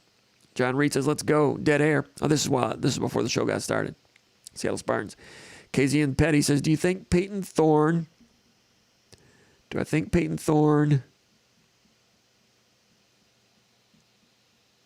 will have a comeback game against Washington? I think it's needed, and I think he will have a good game. I'm still studying Washington, still looking to see what they're all about on defense and what their weaknesses are. And there are some weaknesses. There will be some openings. But I thought Peyton Thorne was going to have a really good game against Akron. He had some good moments, but he wasn't as sharp as I expected. So I think so, but none of us know. Keith Johnson says, come to the Seattle Spartans tailgate. I'll be around there somewhere. Cap says, Michigan fan here, interested to see how this game goes. I'm interested too, Cap. Jonathan Reed says, tip link at bottom doesn't work. Really? You talking about the PayPal one? Thanks for looking into it. I'll have to check that.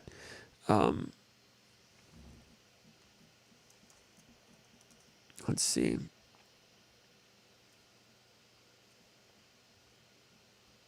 We do appreciate the help, and we kind of... Jonathan Reed says, tip link at bottom. Let's see here. I just clicked on it, and I guess it said, I'm not a robot. Sorry, it looks like nothing was found at this location. All right, so appreciate that. I'll have to change that link for the playback. So if you're watching this live, that won't work. But thanks for looking. I'm not sure why that happened, but I thought it worked last week. Anyway, all right, Tim D says, go green from Toronto. He's a Bills fan. There's a lot of those in Toronto, you know. I know some of them.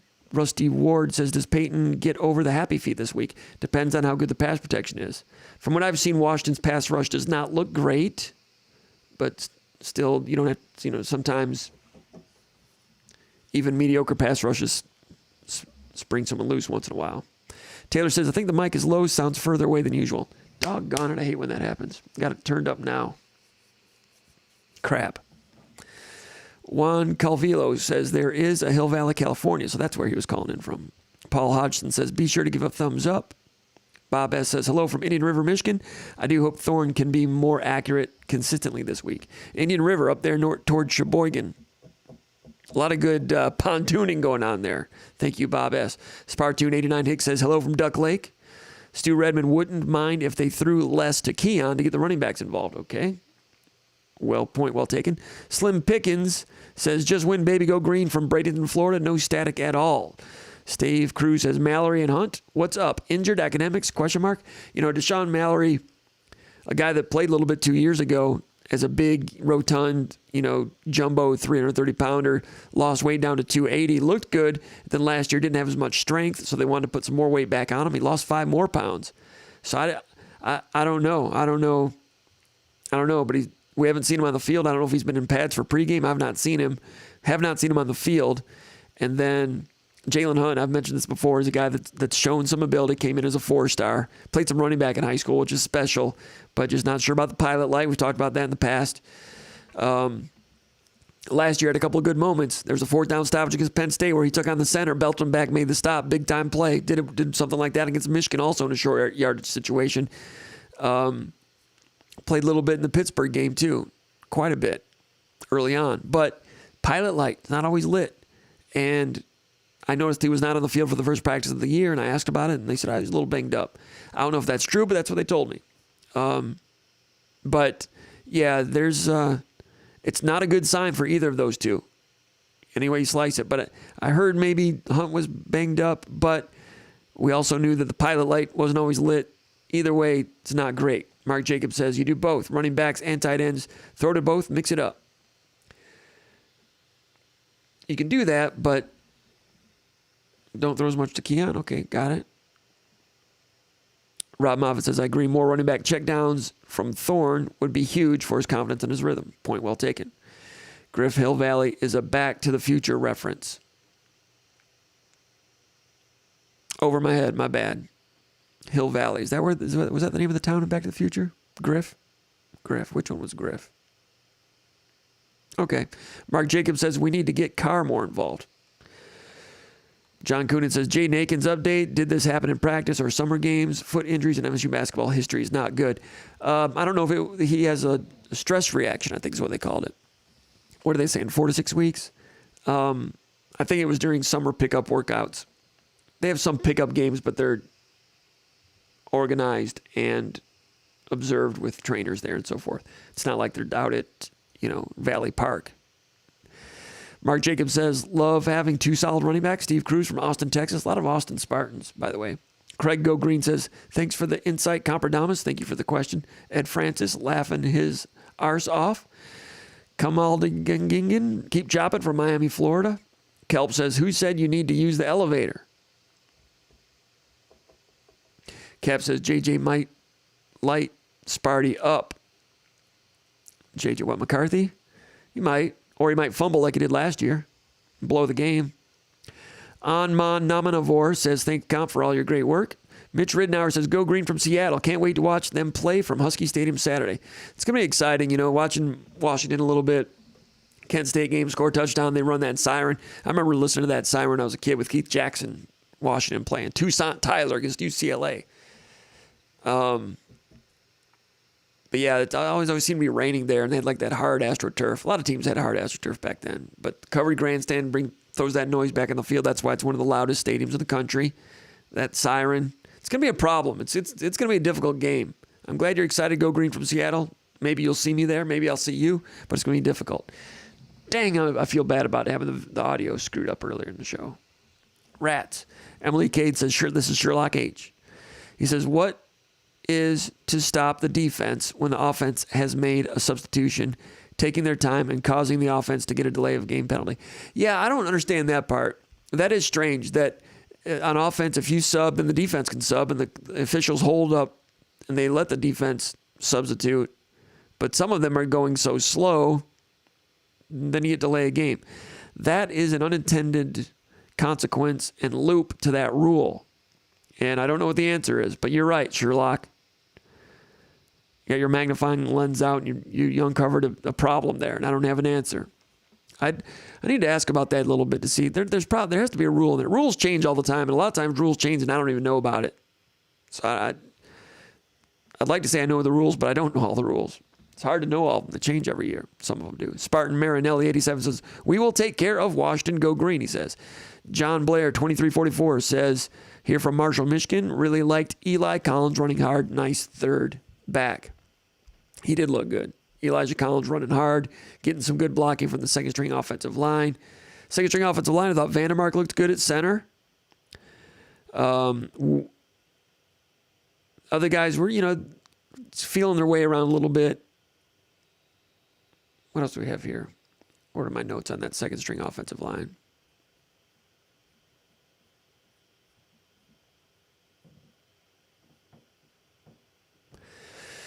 Baldwin at left tackle, of course. Brian Green played some guard. Vandermark. Fincher at right guard didn't play as well. Boyd was at right tackle. Fincher gave up some movement on the play when he had his helmet knocked off. Wigginton went into left guard. That moved Green to right guard. Baldwin was a little bit late on a wide zone to the right, and he allowed penetration through his gap and a tackle for loss, or at the line of scrimmage for no gain. That was with 9:30 left in the game. So Baldwin got a minus there. Ethan Boyd got a minus. He allowed a linebacker to come free. Boyd kind of stayed with the double team a little bit too long. That's a timing and experience thing. Jordan Simmons had the carry on that one. Jordan Simmons made a guy miss, gained 2 yards. Pretty good run by Jordan Simmons to gain 2 on that one, but Ethan Boyd with a negative on that play. Wigginton, coming off the bench, he was a third stringer. Heavy contact on a counter block on the first play of the drive when Hauser went in, Caton Hauser at quarterback. That's the one when Hauser did zone read, and he kept it for like 13 yards or whatever it was. Wigginton, it was a counter. It was like a counter read option. So Wigginton is pulling on a counter play, and he takes on, off-color jersey up at the line of scrimmage or on this side of the line of scrimmage. I just like the way Wigginton laid into him, hit him hard. So that's a plus in my book for Wigginton. Another negative for Fincher. Repeatedly was getting knocked back like a quarter yard or a half yard or a foot, a third of a foot, if you will. Third of a yard. By the guy he was blocking. This two-gapping guy was getting in him and extending on him. So Fincher was didn't do great. Good job by Vandermark on the one pass to Jerron Glover. Double-teamed initially on an RPO, then picked up a blitzing linebacker. Real good job, double team, identifying a blitzer, knowing that the double team was in good hands and coming off, identifying it, making the read, and getting onto it. That was a good job by Vandermark. Problem is he didn't quite sustain it long enough. The linebacker ended up getting off. It might have gotten a little bit of pressure, but good job recognition and quickness by Vandermark there. Flashed something. For redshirt freshman, Vandermark's looking good. That was my notes. Those were my notes on the second string offensive line. Let's see, where's the mailbag? Let's go back to the mailbag. Go through this quickly because I got a lot of work to do and I got to get packing and cracking. So that was question number 5. Matt from Springfield, Illinois, wanted to know what stood out from Washington and watching the film so far. If you want to, we can get back to the rest of that film. I showed the rest of it, but I didn't narrate it. I don't know if you guys like the narration or not.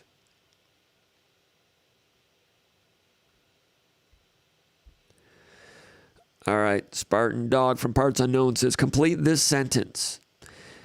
If Kendall Brooks is as fast as they say, ... So he wants me to complete that sentence. I like the question, Spartan Dog. Unique question. I'm still mad I didn't get I screwed up the volume earlier on. I don't know in post-production whether I can crank up that volume or not. I might look into that. Got a lot of stuff to do. It's almost 11. Spartan Dog from Parts Unknown says, complete the sentence. If Kendall Brooks is as fast as they say, my answer is, then he's an NFL player, and this defense will be pretty good all year. That's the name of that tune. Question 7, Ryan from Jackson. He says, hi, Jim. Do you think the biggest key to this game will be getting pressure on Penix? That will be a very big key because keeping a lid on him is going to be tough. No matter what coverage you play, he will find the openings and deliver accurately, and they've got receivers that'll make you pay. So getting some pressure on him, and in the game of football, as you know, it is big. The tight ends are good blockers. Offensive line looks pretty good. I got to look a little more closely to see if they faced any decent pass rush this year and how they've looked at that. But I looked at those offensive linemen. They don't have much experience, but I don't see any negatives. I don't see any negatives there. So yes, it is important. He does have mobility, so there's no guarantee that Michigan State will get enough pressure on him. I think Penix throws for at least 300 yards. I think he throws for at least 300 yards against a lot of people this year if he's healthy. Question number 8, Michael from the Jersey Shore says, Jim, what are your thoughts on Thorne's throwing mechanics? Andre Ware was the color commentator in the opening game, and he mentioned something about with Thorne's low throwing motion. I call it an arm circle or arm slot. It's going to lead to more balls getting up and away on him. That hasn't been a problem in the past, but it's been a situation this year, so I don't discount that. There was one of his incompletions when he was doing the naked bootleg coming out, had Keon Coleman wide open, and on that one,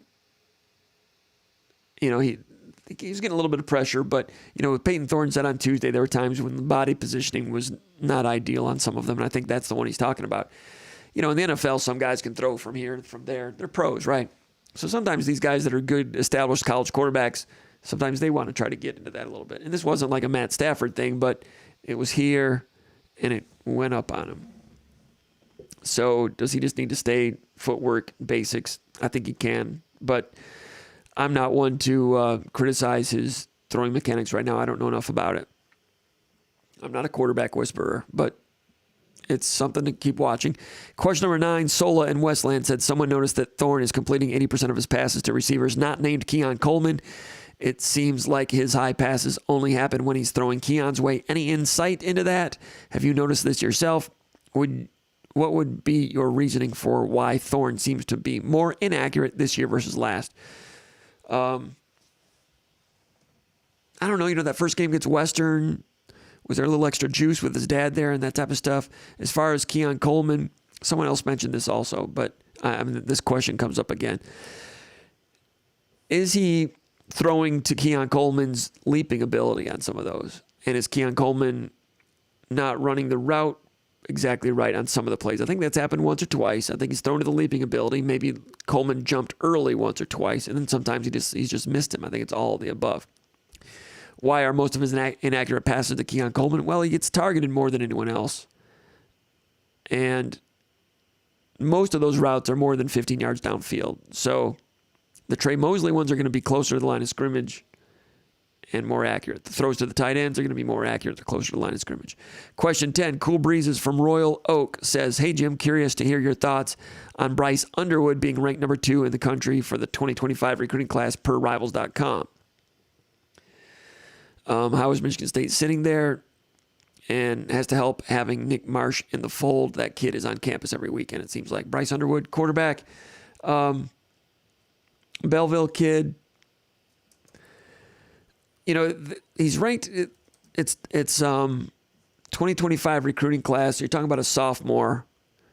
Last year he was starting to get some publicity. I did not look at his freshman film because it's freshman film. 6'2". So he's a sophomore now. I've not watched him yet this year. There was one game of intrigue that I didn't get a chance to watch, but he's been on campus and Michigan State's been in there. Michigan State offered him February of 2021. I've not seen his film yet as a sophomore, but that one is just getting started. And with the way things go these days, it could go all over the place. But Michigan State has his eye, and Michigan State's kind of attractive right now. Question number 11, Mike from Lansing says, can you share your feelings on the impact of Scotty Hazelton's previous coaching experience as a defensive coordinator coaching against DeBoer when DeBoer was offensive coordinator in the past, and how those experiences may impact this game on Saturday? Thank you, Go Green. Good question. Looking back, I don't know the whole history on that, but the one that jumps off is Hazelton was defensive coordinator and DeBoer was offensive coordinator when Hazelton was at Wyoming and DeBoer was at Fresno State as coordinator. They faced off in 2017, 2018. If they faced off other times, I've not looked it up. And I don't think it has a lot to do with anything. That those two are reasonably recent. In 2017, Fresno State won 13-7, so DeBoer only scored 13 points against Hazelton that time. Wyoming had a pretty good team, went 8-5, went to the Potato Bowl and beat Central Michigan. The next year they played again. Fresno was very good that year. They went 12-2. Wyoming was 6-6. That's when Jeff Tedford was head coach of Fresno. Fresno won the game 27-3. Fresno was very good. I didn't see the game or anything, but they played back-to-back. In the second year, DeBoer, 27 points with a superior team. What does that mean here? I'll bet there's some notes. Mark D'Antonio used to talk about, he would keep notes and have pregame notes, postgame notes, and he kept all of his notes forever, just in case he played someone else to pull him back out again. So, yes, I'm sure that both coaches are going back over past tendencies. Different personnel now. It's in just 5 years, the game has changed a little bit more, but DeBoer had I guess technically had the upper hand there, had better talent, 27-3, but I don't totally discount that. Joe in Northville says, any analysis of Pietrowski? I was hoping his experience would bring some extra to the defensive end room. Seems like other defensive ends have taken a step forward this year. Curious what you're seeing from Pietrowski. Against Akron, there's one play when he had Jeff Pietrowski starting defensive end for Michigan State. He had good heat on an inside stunt. That was one play after Thorne's first interception. That was the play, Brantley initially had an interception, Charles Brantley for Michigan State, but it was ruled an incompletion because it hit the ground or whatever. So on that play, Pietrowski had a nice heat on an inside stunt. And on the next play, Pietrowski drew a holding penalty on the next play. So good back-to-back plays there. Like I said, Pro Football Focus has Pietrowski listed number 2 on the team in quarterback pressures. He doesn't have a sack yet, but he has 7 pressures. And so he's making some noise. In the run defense, there was Western Michigan had a 4-yard touchdown run, and his first and goal, they gave it to the little running back inside zone to the strong side. Pietrowski was going against a double team, and all defensive linemen at some point have to take on a double team and have to be sturdy with it. And he got moved on that double team and kind of had to jump over a teammate to get back to the ball, left his post, and kind of got influenced inside. Derek Harmon was good enough inside on that one against the center, shock and control, but he couldn't disengage and get over because Pietrowski had kind of gummed it up. So Pietrowski's a pretty good player here and there, but I'm wondering about play after play what he's going to look like, against Minnesota and some of these physical teams. So that's my thought on Pietrowski. Some good pass rush here and there. I'm wondering about point of attack run defense. Question 13, Kirby from Parts Unknown says, what have been your all-time favorite off-topic threads ever posted at the SpartanMag.com Underground Bunker? Underground Bunker message board. That's the message board over at SpartanMag.com. That's where me and our team of writers and Spartan Maggers, it's a message board. It's behind a paywall. It's a premium website. We don't allow any shenanigans. Once we find shenanigans, sometimes it takes us a while. But I want to say thanks to Paul Konerdijk, great job. Associate editor, great job. Jason Killip, recruiting anchor, SpartanMag.com. Great job. Jake Laskow doing a great job as an intern for us. Noah Sprunger, great job as an intern. Rico Cooney, senior writer, great job as usual. And the cast of thousands over there at SpartanMag.com. Thank you to Ohio Spartan for being a moderator at large and the entire cast of people helping the SpartanMag.com news organization. Thanks to all you guys. Thanks to the subscribers. All right, so Kirby says his favorite off-topic messages were the one on preparations for retirement. He said, I felt the quality and quantity of suggestions and or recommendations from those who had already been down that path were excellent for those in preparation. He also said, number 2, the Bitcoin thread. He says, if this one didn't set a record for the number of posts, it must be at least top 3 all time.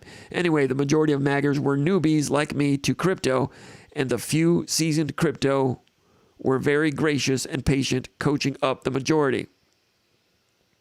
The few seasoned crypto experts were very gracious and patient, coaching up the majority.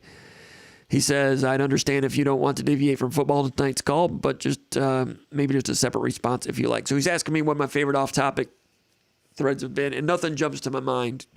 Some of those threads about like favorite guitarists of all time or like favorite music and so forth. I was stunned when like favorite music or music that I don't know. I was stunned how many Steely Dan fans we have at the Underground Bunker. And since then, I've met some others. And those Steely Dan fans are usually about like 7 years older than me. But, growing up in the Detroit area, listening to WRAF 101 FM, WLLZ, a lot of classic rock back then. It wasn't called classic rock. It was just rock back then.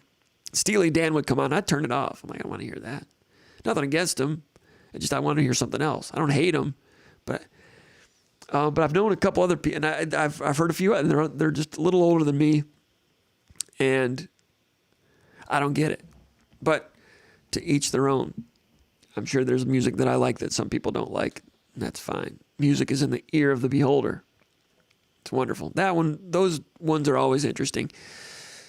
Nothing else comes to mind. But those two you mentioned, Bitcoin and retirement things, real estate things, like buying a television.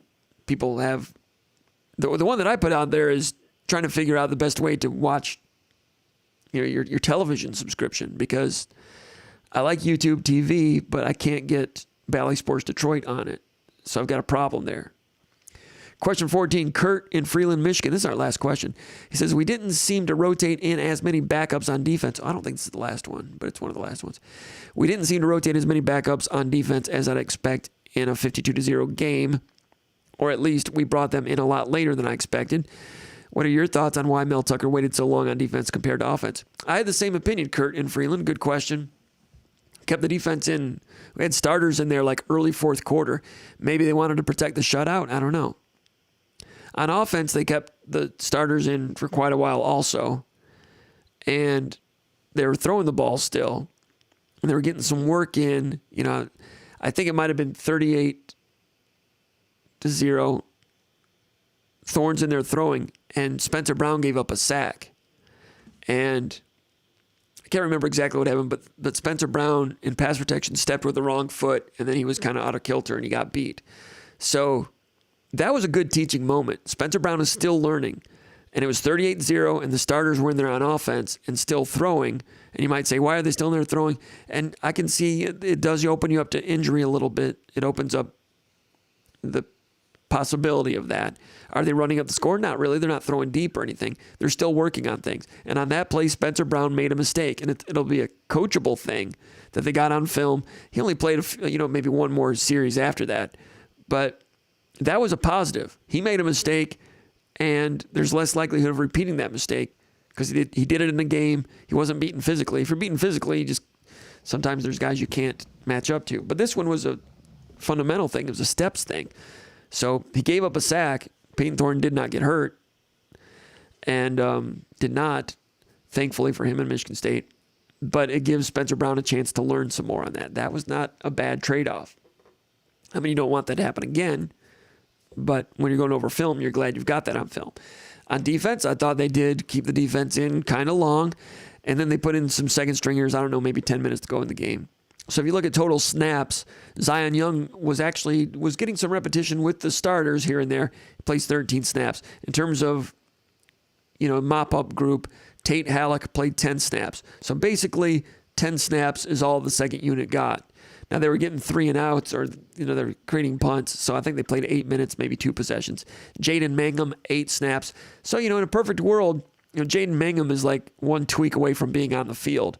Would you have liked to him, instead of getting 8 snaps, getting Jaden Mangum in a blowout, maybe 20 snaps just to get him more seasoning? An argument can be made for that. I would think that would be ideal, but they didn't do that. Kari Crump came in first time he's ever played, 8 snaps, had a real nice pass breakup down the left sideline.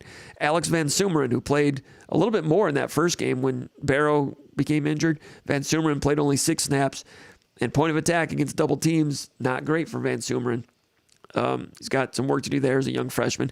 Chase Carter played 5 snaps. So Chase Carter is like third string defensive end, getting the snaps that, Michael Fletcher would have gotten last year. Tank Brown. So we're not seeing Fletcher or Brown for whatever reason. Chase Carter, true freshman, on the field.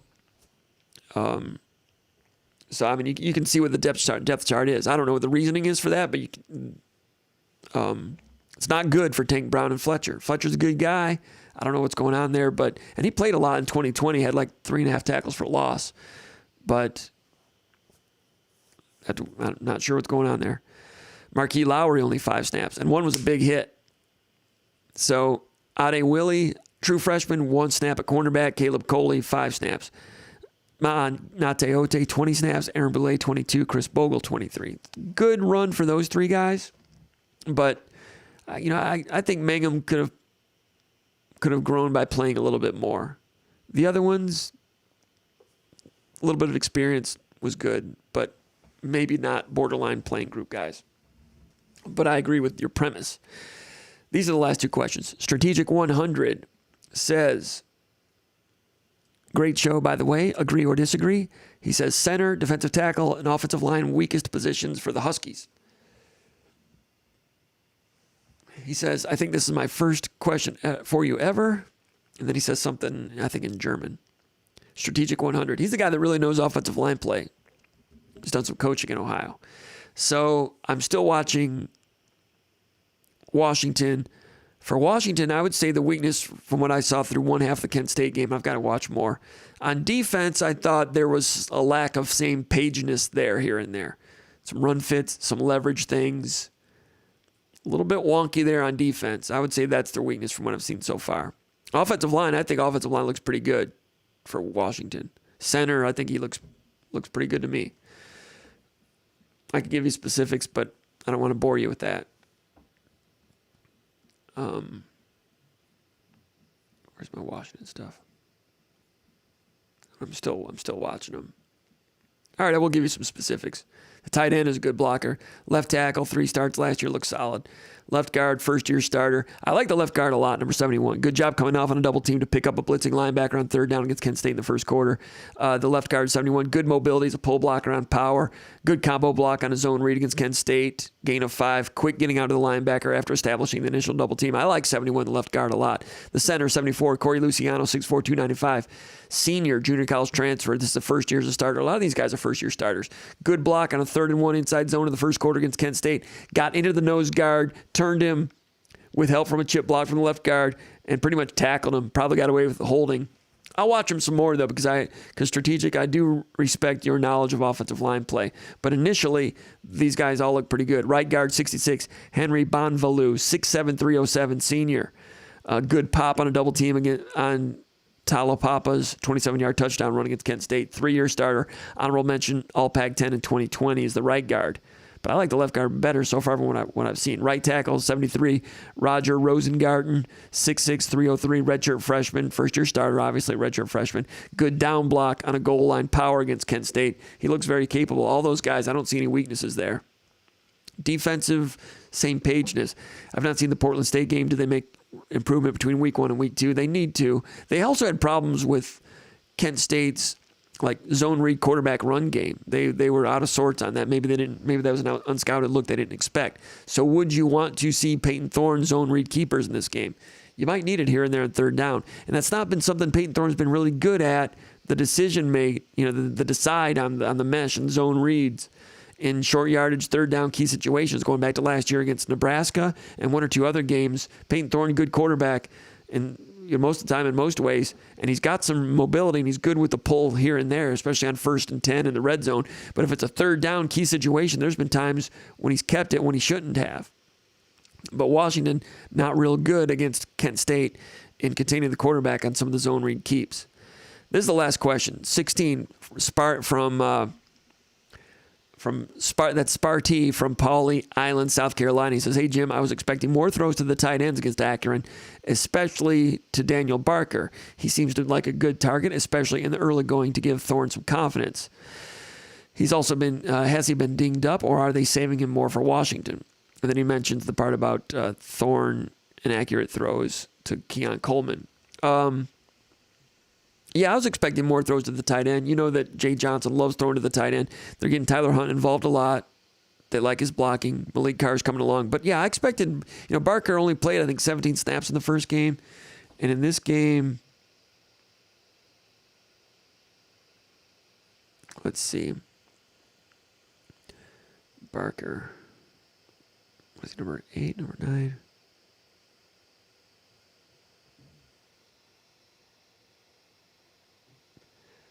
Looking for his snap. All right, Malik Carr played 25 snaps. Tyler Hunt played 25 snaps. Powers Warren played 9 snaps. Harold Joyner played 12. Tyler Hunt, Malik Carr. Okay, Daniel Barker, 26. Actually, they played all even. Daniel Barker, 26 snaps. Malik Carr, 25. Tyler Hunt, 11. So, they're getting equal runs. The ball will come to him at some point. But if you play him more, which tight end do you want to play less? They're all getting equal, which I understand. Let's go back over here to the comments area before we wrap it up. Where are we?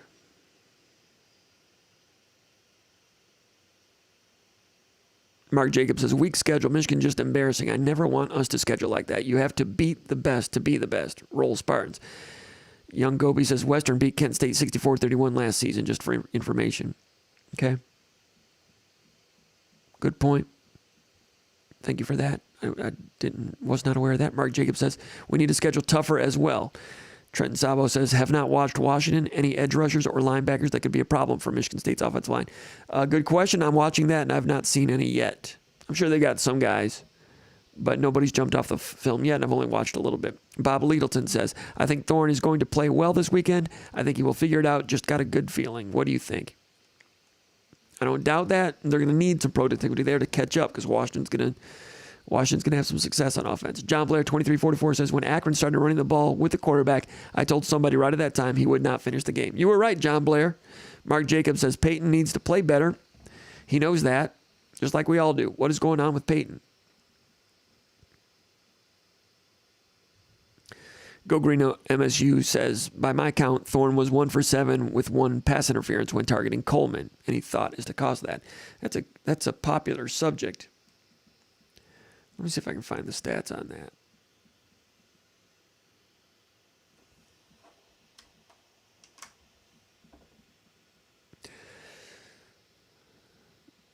I have a little electrical situation there. Let me see if I can find it.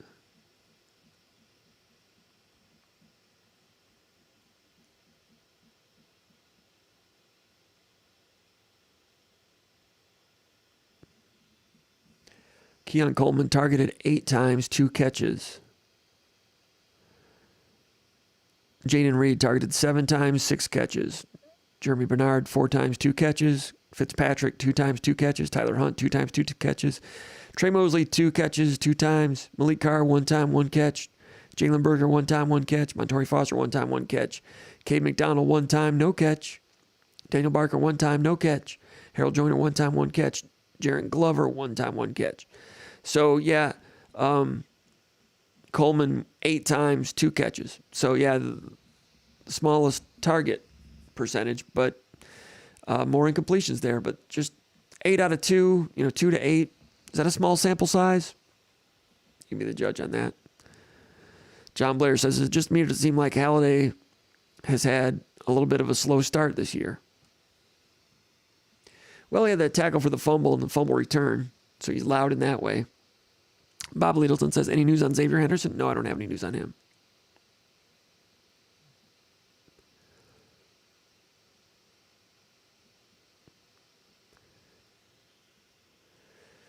Old Tuck says, has Justin White played number 21?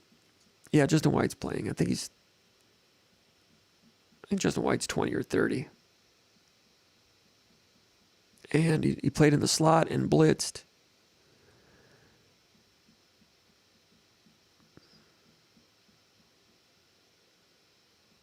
Yeah, he's played a little bit.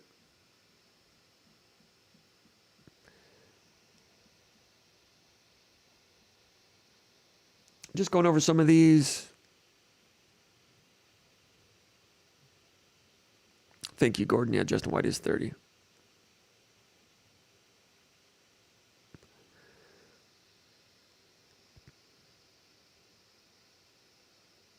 Spunky181 says it's so crazy how big Carr is compared to everyone else on the team. He looks huge in person.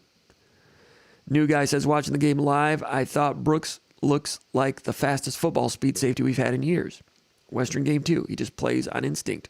We'll find out more this weekend. That's GJG's son on the site. That's New Guy. Thank you, GJG's son. I know who GJG is. He's a poster over at mag.com. We appreciate him.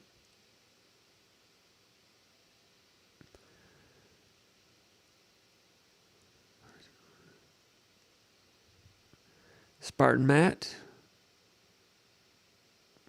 Thanks to you again.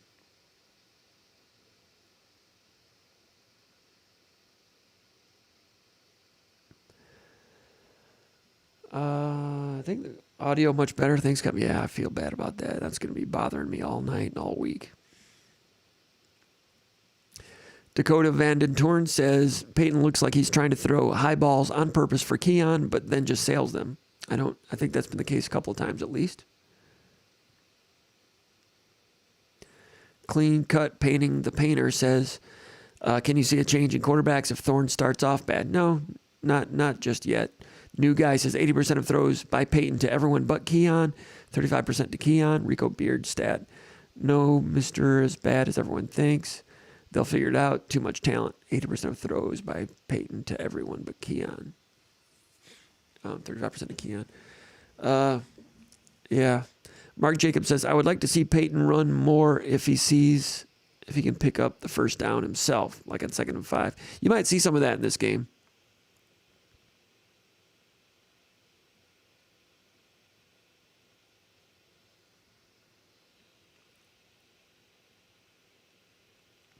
Don Juan with a good question about Stanton Ramil and Colton Hood visiting Auburn to recruit DJ Chester, who is also visiting. That's that would be some deep espionage, but I don't think Michigan State would want to gamble those type of dice to go there to make presence on him. They're going to watch Auburn a little bit. Make the best of what's still around. Says Steely Dan is awesome. Mark Jacobs says love Steely Dan, very good. All right.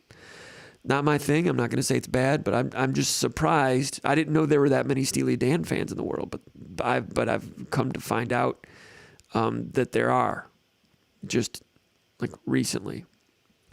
Walkaw, thank you, Walkaw. Oh, wrong one. My bad. That's what I wanted. That's the one. Walkaw. Thank you from Walcott. Says, thank you for taking time for this show. Thank you, Walcott, for the tip jar. Alex James says, I'm not shocked with the lack of throws to the tight end.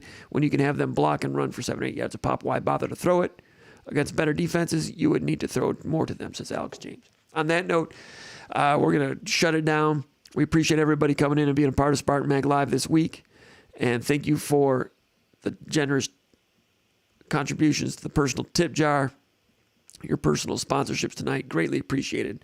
Again, I apologize for the 6th time about the volume being screwed up earlier in the show. It bothers me. That's my fault. Anyway, I got some stuff to do. We'll see you in Seattle. We'll be out there. We'll be checking it out. And go to SpartanMag.com for coverage heading into the game and after the game and throughout the week and all that stuff. And once again, thanks to everybody for coming out and checking out the show. We'll see you next time. Have a great day, great rest of the week, great weekend. Michigan State 2-0. Try to make it 3-0. We'll be back next week. Thanks. See you next time. Take care.